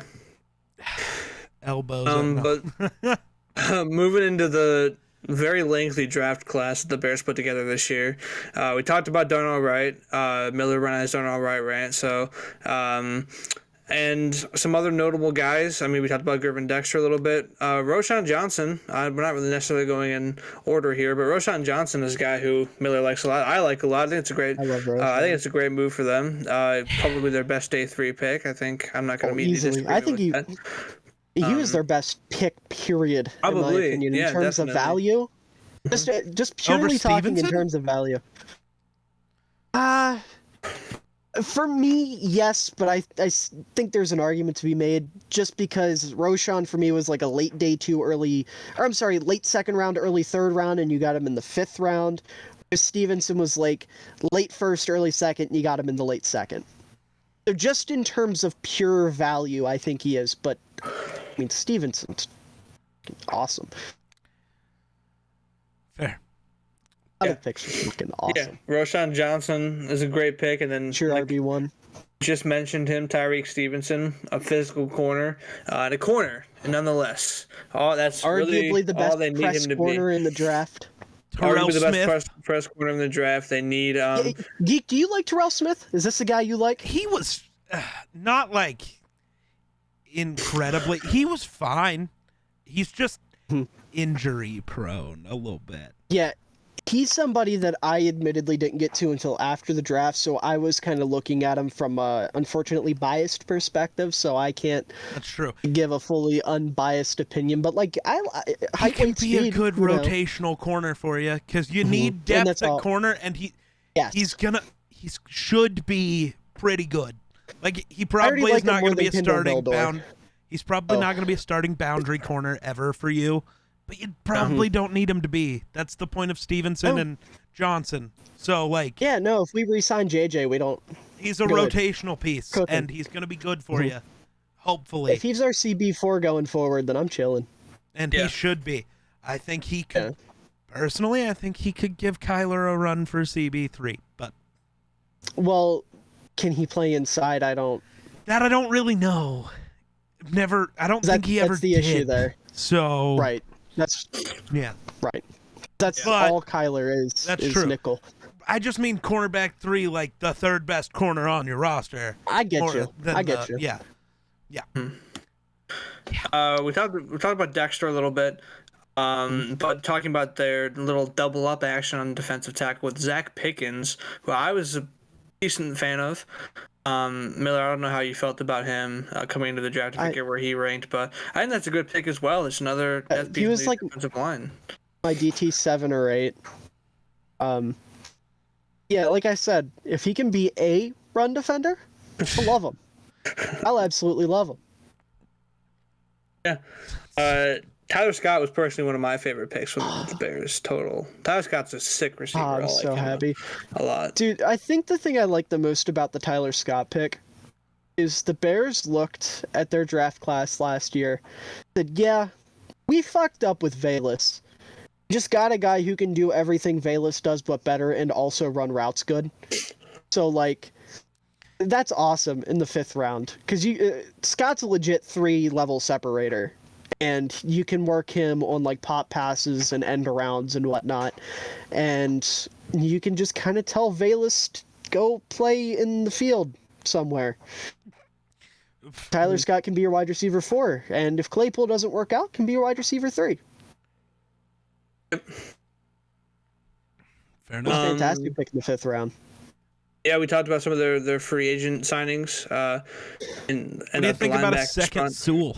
Or not a second Sewell, but another Sewell in the North. Yeah. About the linebacker signings, they got another Sewell in the 5th. Okay, here's my thing. I don't love Sewell. I don't. Like, I love the concept of Sewell. Just because he's a thumper. Yes. That's fun. You know, maybe not the best in 2023, but, like, I'm not upset with a thumper. A thumper that's just kind of like straight up a straight line runner. No twitch, no bend, no nothing. It's like, I don't know. I've heard rumors that Chicago views him as more of a developmental edge than an off-ball linebacker. That could be fun. He's a thicker dude, got the strength, he can shed blocks well. You know, if you think he can be just a straight up... penalized every time he hits a quarterback because he hits him too hard. Yeah, fair. Well, I don't know. If you think he can be a good, like, second or rotational edge would be more his designation there. If you think he can be a good 3rd or 4th edge and be, like, a primary run stopper off the edge, cool. No, I'll like the pick more. But as an off-ball linebacker who's probably just going to be Jack Sanborn's backup, like, if you thought he was the best player on the board, okay. I can't say I agree, especially when there were linebackers, despite the class being pretty weak, that I liked more at that point. Like Servakia Dennis, who went to the Buccaneers, for example. Yep. And then Travis Bell and Kendall Williamson were the 7th round picks. Just athletes. That's all they are. Just athletic dudes. Shout out Travis Bell, though. First player ever drafted from Kennesaw State. W. Yeah. Shout out Pulse for being an innovator. I don't remember things. Did the Bears add anyone cool in UDFA signings? Tyson Bagent. Ooh, I didn't know about that. Yeah, he was a D2 quarterback. Didn't know about him. Taking Fields' job? No. No, he would be taking Simeon's job. I guess PJ Walker's job now. Nah, PJ Walker, the GOAT. He's the only quarterback in Bears history. Wait, did Luckman ever win an MVP? Luckman did win MVP, okay. Yes. So the second quarterback in Bears history to ever win an MVP. It wasn't an NFL MVP. It was I was like, what are you talking USFL MVP. USFL? XFL, whatever. He won MVP in a football league. No, they also added an edge. Can't remember his name. In his Twitter bio just reads, "I like to hit quarterbacks." So he's already a fan favorite. It's D'Anthony something. His name's D'Anthony. That's a W name. Yeah. No, apparently he was good. Went to Houston, was really what's the word? Productive. I've never watched him play, so I can't speak, but yeah. Fair enough. Lots of sacks, good. Yeah, I think it's high time that we grade this Bears offseason. We'll let the Bears fan go first. Miller, what are you giving the Bears? As a whole? Yeah, everything we've talked about, what are you giving them? Oh, I know what my heart says, and I feel like it's not far off from the truth. But just for the sake of not getting crucified, I'll say an A. Like I said, I think there's an argument to be made that it's an A+. They knocked it out of the park, but I'll say an A for the fact that they weren't able to bring in any serious edge help. They still can, Jadeveon Clowney and Yannick Ngakoue are still in the market, but no guarantee they'll get brought in, obviously. So I think despite all of the good that Poles did by completely revamping the offensive line, revamping the receiver room, the running back room, completely changed the offense in a single offseason, which I feel like not enough people are talking about. The Bears offense is brand new across the board. Beefed up the interior of the defensive line. Chicago one step closer to having a no-fly zone with their secondary, because if Tyreek's good, then oh my god, Chicago's secondary is going to be crazy. And beefed up their linebacker core. Like, legitimately speaking, if guys pan out, the only issue Chicago has is edge. Granted, not a great issue to have. Probably one of the worst. But at the very least, they've got everything else. So I would definitely say an A at the minimum. I feel like I'm not too biased in saying that. I think so. Okay. I don't know. I'm struggling. Do it. What do you think I'm gonna do? Be a biased NFC North fan and give him a B. No, I'm deciding between A and A-, because not addressing edge at all is a problem. My answer They didn't address it at all. They did bring in a couple guys, but they're not serious. So they didn't address edge at all. Bringing in guys who would be backups on any other team in existence ever is not addressing it. I said Just no. putting bodies out there is not addressing an issue. It is addressing it. It's just No, not addressing signing it well. me to go. Move on. Signing me to go There's a play difference edge between doesn't work. addressing an issue and not addressing an issue well. Well, not addressing maybe the most important thing on defense is a problem. When, you spent $40 million on linebackers. Again, you spend money on the non-premium positions, and then you go out and draft the premium ones. But then you don't draft the premium. Or just didn't fall their way. That's the draft. Like, let's be real here. What edge rusher out there would have been huge for Chicago to get in free agency? I don't just know. Not being a smartass. I'm genuinely asking. It's there were good names out there, but you have to get them to want to come I'm also to just thinking about the and... draft. You let Adebaraway fall past you 6 times. He fell past everyone 6 times. Right. I think the league just doesn't like him as much as we do. Maybe, but it's one of those things. You didn't address it at all, and that's you didn't address it well. You brought in backups. That's not addressing it. To me, that's a problem, and I'm gonna go A-. There you go. That's what I'm doing. I'm also giving them an A-. W. It was still a W off season for the Bears. I'm not hating. It's just definitely. Dude, their roster was the worst in football last year. So and now it's at least hugely better. So yeah. Now you're just hoping Fields is the guy. Yeah. He has everything to succeed. Yeah. If he has a bad year next year, it's over. You're out. Oh my god, I just realized we did not speak on the most important move we made. Oh, re-signing Kari? Re-signing Kari's awesome game. A+. Multi-year deal. Yeah, that might bump it to an A. Plus. That's tough. Yeah. That's tough. Tough. But if we're going in a reverse record order, that would bring us to the Green Bay Packers. It would. Let's talk about the free agent signings. All right, moving on. That's the bit I was going for. They didn't do anything. Yeah, no. They re-signed Keyshawn Nixon, and that's basically it. No, there are literally no other ones that I want to talk about. They re-signed the second best returner in the North. They re-signed Nixon, and they re-signed Justin Hollins and Rudy Ford, which actually I like Ford and I like the Nixon signing. Ballantyne is okay. Why are we talking about presidents? God damn it. I got Geek to laugh. That is it. They did not sign a single guy who was not already on the roster. No, you can spend money. Yeah, he does not. But he does know that you can draft players. So the draft class is really the only thing we had to talk about. Cause, there's the Rodgers trade, which I mean, Rodgers they trade got is a big part of it. surprising value. So They got a good W. value pick for it, and I don't think we've talked about the trade on the podcast yet. So We might have on draft night, but meh. Yeah, but a quick little snippet from my perspective. It's a way better package than I was expecting. We got that second round pick. We got that conditional second round pick that I pray Rodgers somehow. Unless Rodgers gets hurt, we'll be a first round pick, and we'll have 2 first round picks next year. That'll be a W. I still stand by the Jets are just going to be so good that by halftime they can just bench Rodgers. And that's not going to happen. The Jets are going to be underwhelming. Ooh, spicy. A little spicy take there. I think they could be a little underwhelming. Homie's hoping his quarterback sucks. I think Rodgers will be good. I think the Jets won't be better than the Bills. Anywho, I mean, they will be because the Bills roster fucking sucks. Anywho, Sorry. Yeah, the Rodgers deal, great package. They used the picks well, and that pick swap, not a bad thing. They got to move up and get the guy. I'm sure they would have taken a 15 anyway. But I'm okay with that.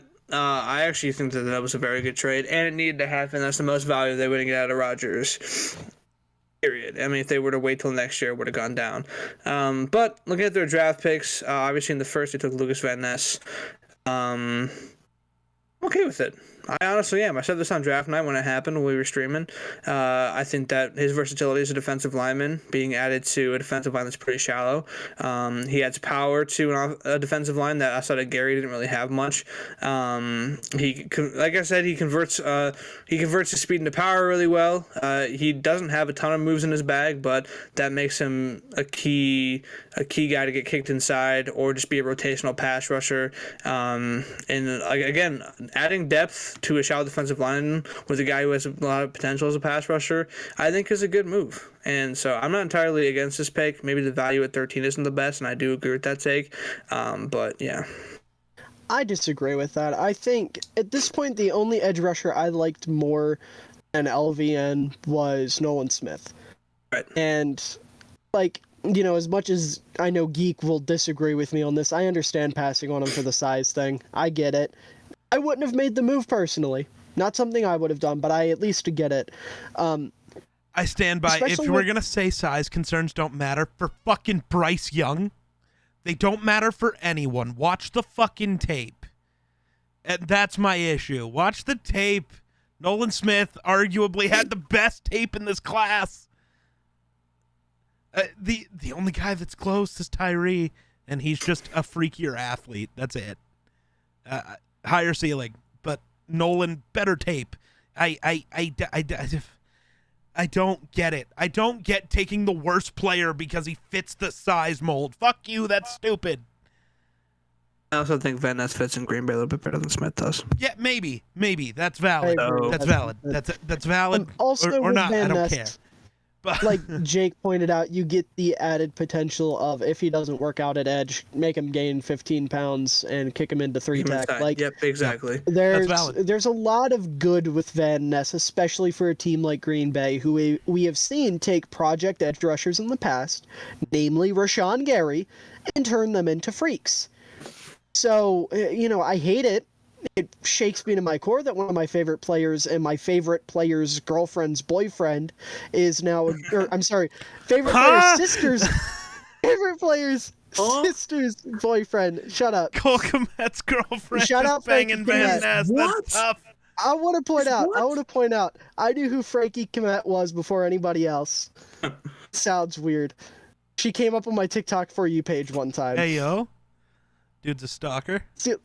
No, she came up on my For You page one time, and then I made a video saying Kmet was my favorite player, and somebody tagged her in it, and she responded, and she was like, "Oh, this is so sweet." Because I was like, I didn't even know that was her name, so dope. Yeah, and that's just coming for you, bro. Lucas Van Ness is coming for, but it's okay. I got Cole. He's on my side. True. Now that Lucas is in Green Bay, Cole has to be on my side. I'm sorry. Oh, that was terrible. Listen. Speaking of all this, did y'all see Lucas Van Ness's dad on draft night? No. Dude, Okay, so when Lucas got drafted, I don't know why I'm calling him by his first name. When Van Ness got drafted, everyone was excited and hugging, and Frankie hugged Van Ness's dad, and then he... I don't know what you just said. He went in for the pat. Oh. Yeah. Huh.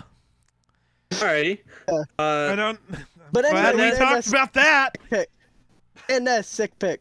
That's okay pick, yeah. No, I don't think okay. I think really. No, I think it's a good pick. Yeah. I like it a lot. I when I did still my stand draft by grades, it I was gave it an A. mid. I can't, because there were bigger holes whatever. to fill. But that's I me. think I was also higher on Van Ness than you were. Yes, Yeah, absolutely. Yep. And was then pretty low. obviously the next 3 rounds, the Packers took a trio of weapons for good old Jordan Love. They took On all 3. Musgrave, Jaden Reed, and Tucker Kraft. Just a beautiful trio of picks there. Musgrave's the primary pass catcher. Kraft's a good blocker. He replaces Mercedes Lewis. Musgrave replaces Tunyon's role, and then Jaden Reed might be a little bit of a reach in the third, but I personally was a big fan of Jaden Reed, so I can't be like, he's a good player. It was in the second. Jaden Reed was in the second. He was pick 50. Might be a reach in the second. Whatever. Either way, he was a reach. Second or third, a little bit of a reach. But I liked him, so getting a good player is not going to be something that I'm like, how could this happen? I like Jaden Reed. Yeah. I think this trio, I think they hit on all 3 of them. They hit on all 3 of them, in my opinion. Musgrave and Kraft are both top 5 tight ends in this class. Jaden Reed's a dog. I like all 3 of them. So, when it comes to Jaden Reed, you can call him a reach. I don't agree. With outside of the top 4, I guess 5 receivers for me because I had down so high. Outside of the top 5 receivers, it was a lot of guys on even playing field. So any of those receivers being taken after those top 5, I wouldn't consider a reach. You could have taken Xavier Hutchinson in the second. You could have taken A.T. Perry in the second. I wouldn't have considered that a reach, just because they're all so close. Kayshawn Booty. That's a reach. That's different. So, yeah, Jaden Reed, good pick. He's a really good downfield separator, really good ball tracker. I mean, I know any receiver that's a good downfield separator and ball tracker will get this comp, but he does remind me of Tyler Lockett a decent bit. So, like, pairing him with Christian Watson's a nice duo. I like it a lot, yeah. Not only is he a good downfield separator, I would be not doing my due diligence if I didn't talk about how good that man is, like, off the line of scrimmage. His release package is crazy. And then your 2 tight ends, right? You got the yin and the yang, the perfect complements to each other. Because Green Bay, God love them, run a fuck ton of 12 personnel. A lot. I think it was like 15 or 20% of their offensive snaps last year were out of 12 personnel. Yeah. So they're going to find a way to use both tight ends. And even if they're not running 12 personnel, call me crazy, but I think Musgrave can play the same type of role Alan Lazard played for them, in the sense that he's just kind of a big body wing player that's a good run blocker. Or not good, tries. Gives not some a great effort. run blocker. He tries. Right.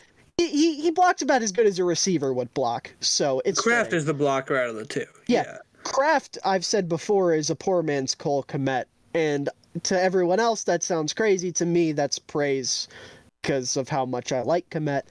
Like I said, the yin and the yang. Kraft's the blocker, Musgrave's the athletic freak.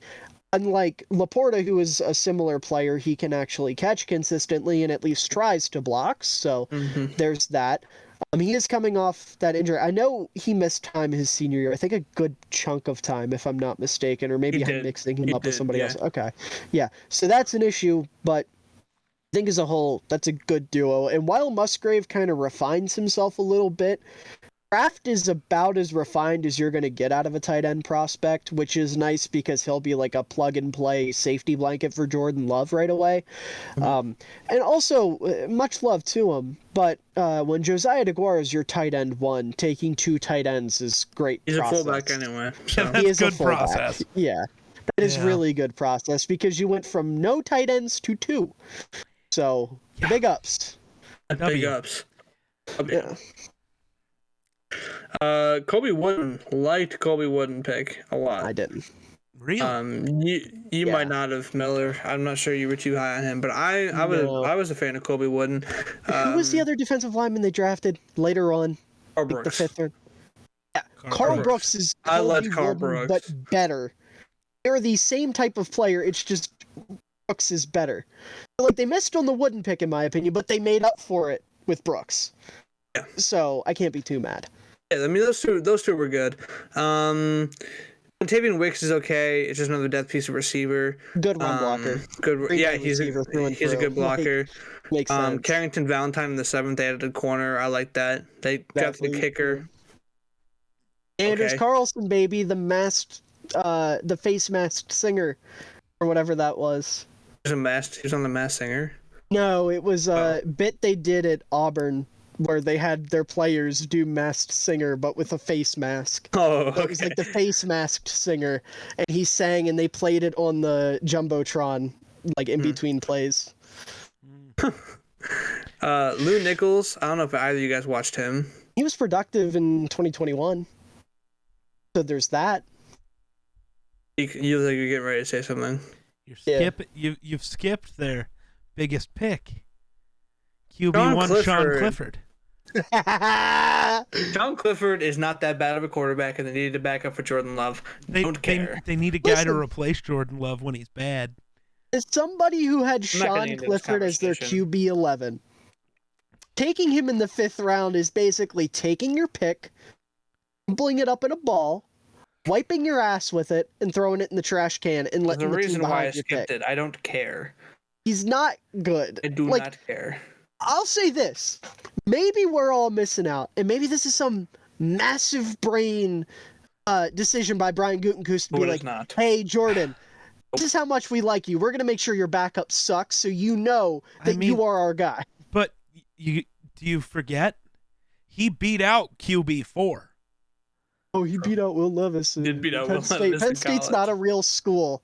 Hey. The greatest not a real quarterback of school. all time is from Penn State. Is that Frank Tarkenton? No, Trace McSorley. Trace McSorley. You missed the whole meme. Trace McSorley was a BYU kid in my mind. I'm not gonna lie to you. Why? I definitely thought he went to BYU. No. Blue and white. Same colors. Anyway, Anthony Happy Johnson Valley. in the 7th. Does Happy Valley sound Mormon to you? Not at all. No.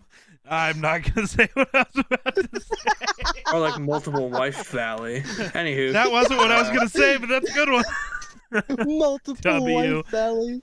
Anthony Johnson third. Jr. was a good pick. He might compete and be your in the 7th. day one starter at safety. He dude. definitely That was a could really be. good pick. That's a great pick. I don't know how he fell to the 7th. Because the safety class sucked, and he's a true. converted boundary corner that then converted to slot corner, and now it's converting to safety. Teams are like, that's too much conversion. Not for me. To me, that means he can play anywhere. You just got a player. You just got a To guy. me, it means he sucked at boundary corner, that he sucked at slot corner. All right, and now listen, he's got to Anthony. try his third position. Crosby's getting old. We're gonna need you to kick some footballs. You're gonna compete with All right, Carlton for Anthony. the starting kicker I spot. was gonna say Listen. you drafted a kicker. Which is he competing with Crosby? Crosby's a free agent. Oh, No, he's not. I Is thought. he? I Wait, swore he was. No. No, he's not. So did y'all have another kicker in the mix? I remember it was I don't know. shoot. Remember Hammy was making a big deal about it because he was Jason a non-white Crosby kicker. is a free agent, so they technically Wait. don't have a kicker right now. Well, they do with Carlson. Oh yeah, he is a free agent. So Jason Crosby is not on the team at the moment. Tired. And I'm pretty sure there's been a bunch of talk about him not coming back either way. No whether one it's wants you, retirement or getting Mason signed. Crosby. Go retire. Enjoy so life. Spend time with your kids. Could do Your that. days Yeah. in the NFL He's are go, over. he's go, he'll be the new Jets kicker. Rogers got him on the wish list. All right, Aaron. The season's about to start. You need anything else? Kicker. Mason Crosby. We have Greg Zuerlein. Mason Crosby. That's it. I mean, I'm not Crosby taking the first snap. honestly might be better. Greg Zuerlein right now. Geek, you're probably better. Well, yeah, dude, Zuerlein has this thing. He's still got a massive leg. He cannot put it between the uprights to save his life. Crosby, you get inside 35, he's probably okay. Like, he'll make it. It'll be tough. It'll look bad, but, you know, he can maybe get it there. Crosby lost the distance, but he's still more accurate than most people. Oh, good God, what did Jake send us? I don't want to see it. Crosby versus Zerline. Oh God, it's the Mo Alley Cox. It's the Mo Alley Cox thing again. Anywho, what's True. our time check right now? We still gotta get through the Vikings. 140. Okay, so we have 20 minutes talking about the Vikings. Yeah. I'm gonna take it all. We haven't graded the Packers yet. I'll start. B-. The draft class really saved it for me. I like the draft class a lot, so B- for me. Miller. You guys can be harsh because I didn't sign any free agents. I would totally understand that, but I think the fact that they literally didn't sign any free agents, none, is not even depth. I completely agree with you. Yeah, go. I'm gonna say B+. Oh, nice. I really like their draft class. Draft class is very like good. what they brought in. Yeah. The fact that they literally didn't. You want to be the bad guy? Oh, I'm being the bad guy. I'm not afraid. That Geek's thing, man. Dude, I am the villain, and I am okay. Miller knows my evil laugh. It's okay. Miller knows I'm good at it. No. Can confirm. No, I'm gonna go like a C+. Like, their draft class was really good, but the fact that you didn't bring in a player, not one guy at all in free agency is ridiculously stupid. This is true. So yeah, C+, because they're Think about it this way: they didn't overpay any free agents. This is true. Yeah, but Actually, they also overpaid didn't get Keyshawn better. Nixon. That's also true. They re-signed one guy and overpaid him. Plus, they got rid of the Hat Man. True. Yeah, no more Hat Man. That is an L. It was a good trade, though. It was a good package, but you know, top 10 quarterback to suddenly a question mark is tough. True. Can't top 10 quarterbacks. Let's talk about the Vikings, shall we? I'm kidding. Please don't kill me. Number 10, maybe. Yeah, let's talk about Geek's Minnesota Vikings. Free agents, big ones: Byron Murphy, Marcus Davenport. Geek, how do you feel about those guys? Yeah, I mean, Byron Murphy, I absolutely love. I think our corners were not good. As much as I love Pat Pete, we could not rock Pat Pete corner one another year. It just could not happen. So Byron Murphy is going to be great. Adds a boundary corner. Going to replace both Pat Pete and Cam Dantzler, I guess. So that's something because they're both gone. And Marcus Davenport, while the $13 million deal sounds crazy, it's like a $3 million cap hit. So, like, cool. He's just a depth guy, basically. I kind of hope we don't actually start him as an edge rusher, and he just plays whatever 3-4 defensive end is, so more of an inside guy. He's big enough to do it. But that would give us some juice on the inside, which we need desperately. Harrison Phillips is great. He's not a pass rusher. And like, but even if he is an edge rusher, he's just a depth guy. Zadarius Smith exists, Daniil Hunter, DJ Wanham might be better. I personally think so. Wanham is kind of incredible. That's why I'm okay with losing Big Z if we do. And then Patrick Jones is fine. So he's just a depth guy, or he's going to start at a position where we've had no juice. Josh Blacklock started there for us last year. Jonathan Bullard started there last year. Like, replacing them with Davenport is a W. Other guys, Alexander Madison coming back's cool. What? Go ahead. Good time. You're marking things. You did this. I was giving you a W. Oh, I didn't see your thumbs. I just thought you were doing this. I was also just going to let you take this because I didn't really know what other signings to talk about. So I was just going to let you roll with the ones you wanted to hit on. Yeah, I don't remember if there's anyone else I care about, if we're being honest. Do you Josh care Oliver. About Dean Lowry at all? Not. Dean Lowry is gonna just be another rotational guy. He's basically gonna be the other defensive end at the 3-4 defensive end, so more defensive tackle type guy. I hate the 3-4. It confuses my brain. I hate it so much. Go back to a 4-3. It makes more sense to me. But what about Josh Oliver? Your guy. But no, man. Josh Oliver, I think, is actually a really interesting signing. Because to me, it's a signal that TJ Hawkinson is basically just going to be a wide receiver. That's it. It's like the Falcons signing Jonnu Smith. Yep. He's just a really good blocker. And that's what he's going to do to allow TJ to go be a guy. Just go get open. Which, in that case, you look at that wide receiver room. If you move TJ Hawkinson just kind of to an outside guy, suddenly that receiving room's incredible. So I'm good with it. I don't hate the Oliver deal.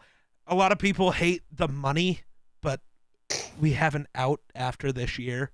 So, like, if he just sucks, deuces, we paid you like $3 million. But if he doesn't, yeah, we pay him $8 million next year. Ooh, yeah. If he's good, worth it. Anyone complaining about paying a blocking tight end is a certified loser. Valid, especially on a team like the Vikings that runs the ball. I'm straight. Like, the fact that we can have Hawkinson and Oliver, just 2 extra tackles, basically, sick. What did I do? What? You haven't mentioned the most important blocker in the. Oh yeah, that's valid. I almost pulled a Miller and forgot about re-signing our fullback. CJ Ham's back. I'm so excited. I thought we were gonna let him go. I really did. I thought he was gonna be a cap casualty. So the Ham God is back, which is a W. Major W. Hopefully we fucking use him more, though. If y'all would have let him go, the narratives I would have pushed against Minnesota would have been ungodly, and I would have had to shower afterward, because even I would feel dirty after what I'd say. That's valid. Also, we re-signed the best long snapper in the league, so W. Sam Cheeseman?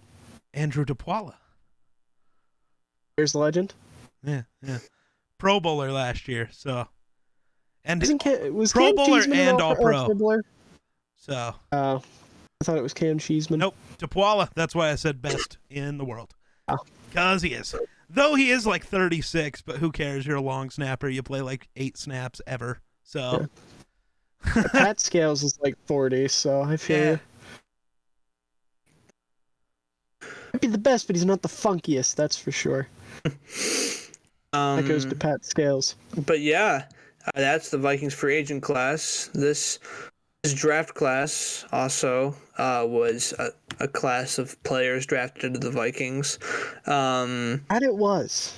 Their first round pick was used on Jordan Addison. They were expected to get a receiver, kind of, with Quentin Johnston or Jordan Addison being the options, especially after they didn't trade up for a QB and Joey Porter Jr. was there. But Geek, what did you think of the Jordan Addison pick here? What do we like about it? On draft night, I didn't hate it, but I didn't love it. And that was just, the biased asshole in me knowing that Joey Porter Jr. was there. Like, that was my guy at that moment. But, taking some time after the draft to actually think it through, I love the pick. Addison is incredible. We've seen him do both, be a slot guy and be an outside guy, which means we can move him around, do all sorts of stuff with him. He's super speedy, so we get to use him in the backfield, on end arounds. We basically just get to use him the way we used Justin Jefferson last year, so we got 2 guys doing a bunch of crazy shit. I think that's going to be super fun. I really do. Kevin O'Connell's going to go nuts with that guy. And, he's wide receiver 2 or 3, depending on how the Vikings feel about KJ Osborne. My assumption is he'll be wide receiver 2, but he's also the slot guy. Like, that's where he's better. So, KJ is also better as a deep threat. So, whatever. But they're both versatile enough. You can move them around. I'm a big fan of the Addison pick. Now that I've had a chance to reflect, would I have still preferred Joey Porter Jr.? Probably. But I also know our history with drafting corners is bad. So, We're real good at receiver drafting and real bad at corner, so I get it. Take the guy you know. He'll work out because the Vikings receivers work out unless they pick him at number 4. Treadwell and Williamson did not work, but we didn't pick at number 4, so it's okay. Yeah, I mean, I was a fan of the Addison pick, so I can't hate it. Speaking of drafting corners, they drafted Mekhi Blackmon with their 3rd-round pick. I don't know much about him, to be completely honest. I don't know if I watched enough of him to really make a strong take, but Miller's making a face, so maybe he did. Go ahead, Miller. First of all, I just want to say, since I didn't get to talk about Jordan Addison because somebody skipped over me. Jake just avoided it. I didn't know if he had something. It's okay. I mean, I don't have strong opinions. Like, it was a fine pick. You know, I'm not the biggest Addison fan in the world, but like he's good. He'll be a contributor in Minnesota, like Geek said. He's wide receiver 2 or 3. Can't complain there. You can make the argument like Geek was trying to make with the Packers that they had more pressing needs. Blah blah blah. Whatever. Just good talent. I'm not upset with it. Yep. And it's not like they reached on him. Mid to late 1st round is where I think a lot of people had him. I had a true 2nd-round grade on him, so it's a little higher than I would have taken him. But like, I'm not upset with taking him there, especially with the run on receivers that was happening. I get it. He was the 4th one off the board. Yeah. So. And he was my wide receiver 5, so like I get it. Downs ahead of him. The only guy I had Downs was my wide receiver 3. Nuts. Wild. I mean, this is I kind of get it. This isn't new information. I know it's still weird to me. Every time I hear it, JSN was the best, and then Zay Flowers, and then Downs is just like slightly worse. Zay Flowers. Oh, that's right. I was thinking. Yeah, never mind. My bad. Still wild to me, but yeah. Anyways, Blackmon. Yeah, Mekhi Blackmon I thought was a bit of a reach. Like, I get why the Vikings like him. Definitely a really good athlete, and I get wanting Brian Flores to mold him. But he has a year to do that, which is concerning. It's also Brian Flores. So, like, I get it. I can't hate them for it. There were a couple corners on the board who are similar to him in what their strengths are, right? They wanted a man corner. That's what they were looking for. That's what Blackmon is. So, like, there were a couple guys on the board at that point that I would have taken over Blackmon, but I get why they liked him. It's a reach, but it's a justifiable reach, if that makes sense. Yeah, fair. It's not the pick I would have made, but I get why they did it. I kind of want to know what you would have picked. I'm intrigued. Who's your guy there? Fuck. My name's... God damn it. I said this in the fucking video I made. Jalen Jones was one of the guys. Let me pull up my corner rankings. I'm just blanking on names. I'm intrigued. I know the exact guy I'm thinking of. It's just his name is not here. It's been a long day. That other Illinois guy, is it? No. I just want to throw it out there. I'm currently full academia brain because I have finals next week. So yeah. Bear with me.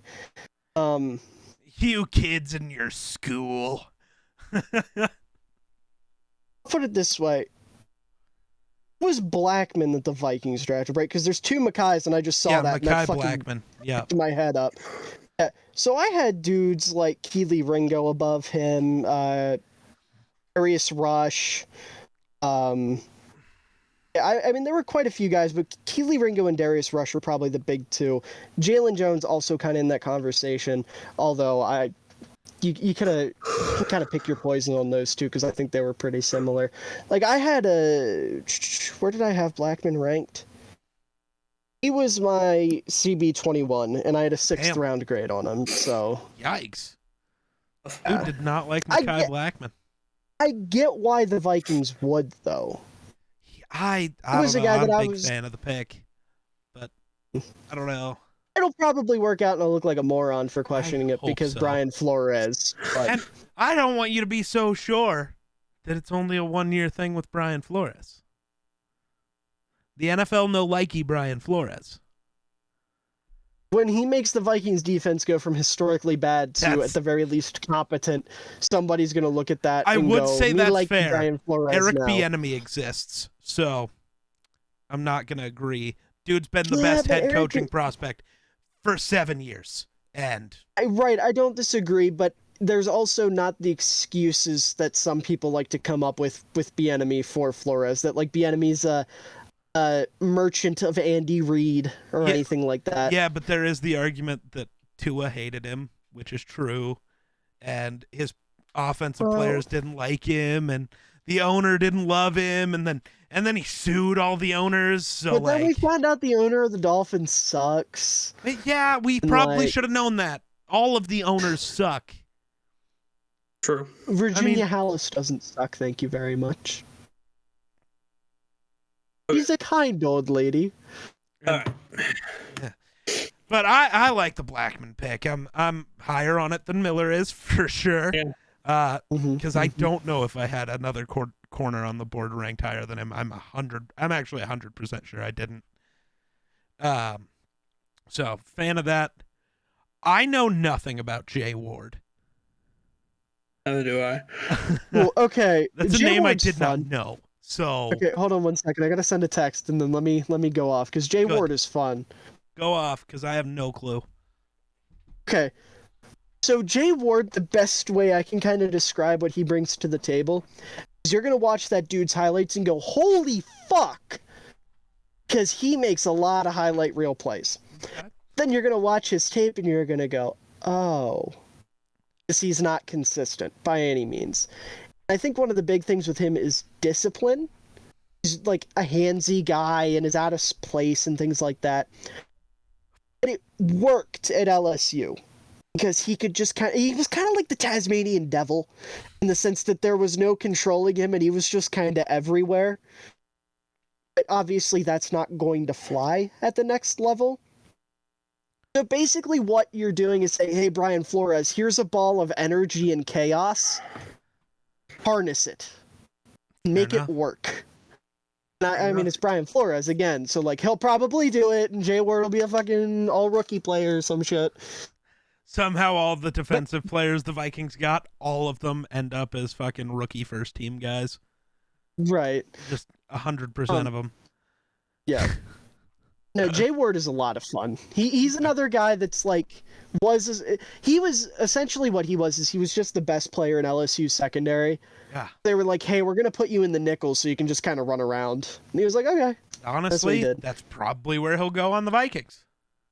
Yeah, he's either day one starter at nickel or like developmental safety.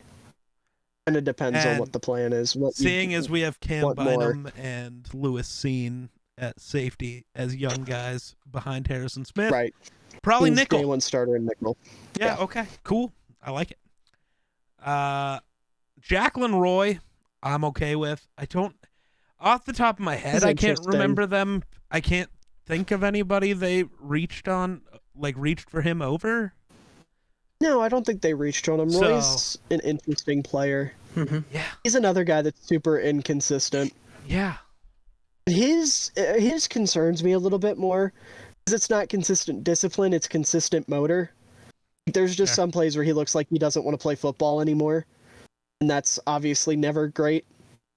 But then again, there would be full games where he would look like a top 5 defensive tackle in the country, so you're kind of, again, really just banking on getting him in shape. Well, and I think, again, he's just another rotational guy for us. Mhm. I think that For sure. D-line is just going to be a rotational psycho thing. Like, I don't know if we'll have the same D-line on there for any play in a drive. Like, it'll just be constantly revolving door of D-linemen. That's just my feeling about it, because we have a lot of fine guys, but no really good or great guys.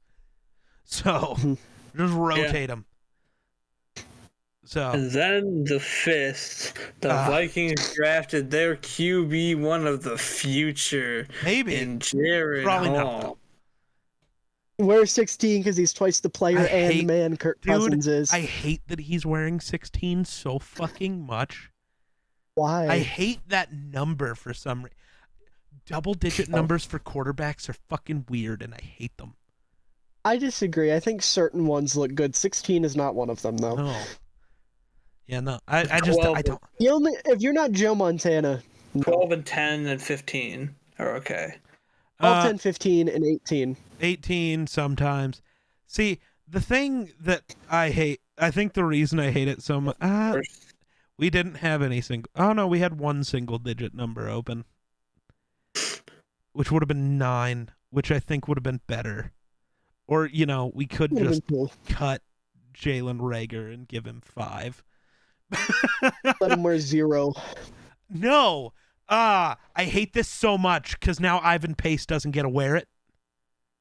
Who's wearing Marcus 0 Davenport. Ew. He was going to wear 3, but then the Vikings told him to fuck off and gave it to Jordan Addison. That's gooby. Like, he was going to wear don't 3, and then the Vikings Dude. gave it to Jordan Addison. Listen, I have grown on the number 0, but it has to go to very specific position groups to Ivan look Pace okay. wore it. I think you might have hated it because he's a linebacker, but fuck it. Our No, I was linebackers going will to wear say, goofy numbers. off-ball linebacker is one of the positions where it's fine. And that's what Edge he wore rusher, in college. I wish Ivan Pace would have got it. I'm Off-ball so mad. linebacker, corner, safety, and wide receiver is where I'm cool with 0, I think. Quarterback Anything 0. else that can get gooby. No. No. Valid. No. Unless it's Taysom Hill. Yeah, he's not a quarterback. He's not. But no, Fair. I like the Hall pick. I mean, just a developmental guy. And KOC loves him. So Yeah. Really? I'm intrigued. I watched the call because KOC is the one who called him. Oh, that's cool. Yeah, I'm really intrigued by it because of that. So odds are doesn't do anything. He's a 5th round pick quarterback, and I understand that. But I liked Hall coming out of college, and the team likes him. And there is a world where if Kirk walks, he is the starter next year. Like, there's a My world where that glorious is Mormon true. King. So hopefully it won't be wearing the number 16, though. Hopefully that I changes. hate that he went to Minnesota, man. I know. Now, At times. you almost know how I feel about Fields then. Almost. Only, one guy was an actual prospect and one's a backup prospect. And one was QB5. Yeah, one was QB2 in maybe the greatest quarterback class we've seen in 30 years. And one was quarterback 5 in a mid-class. Yeah. Top-end talent was insane, though. Young and Stroud and Richardson, but Levis. no. I will become a Levis defender. I'm mad. We're not going to get to talk about that, but the thing I brought up in our text conversation, because we're almost out of time. Dwayne McBride. I'm fine with it. Meh. It's a fucking steal. Yeah, Him in the 7th is also a good pick. Dalvin Cook exists. Alexander Madison exists. Ty Chandler, Ken Nwangwu. Dude might not make the roster. Okay, it's fine, but it's the 7th round. You just draft the best dude there, and that's what they did. I mean, valid. But, I don't know. I'm saying At not least give because I him a don't chance think to he's good. compete. It's just more of a... Well, because I will say, we know I am Madison is on the concerned. roster no matter what. Cook Yeah. is a question. Cut, trade, I don't know. Cook's a question. Madison's on the roster, and Kene, whether he's good at running back or not, is on the roster because he's the best returner in the league at this point. No, So, I think. Oh my God, Madison existing basically negates any chance McBride has because McBride is just worse Madison. yeah. And I hate it because I like McBride as a player. It just... Yeah.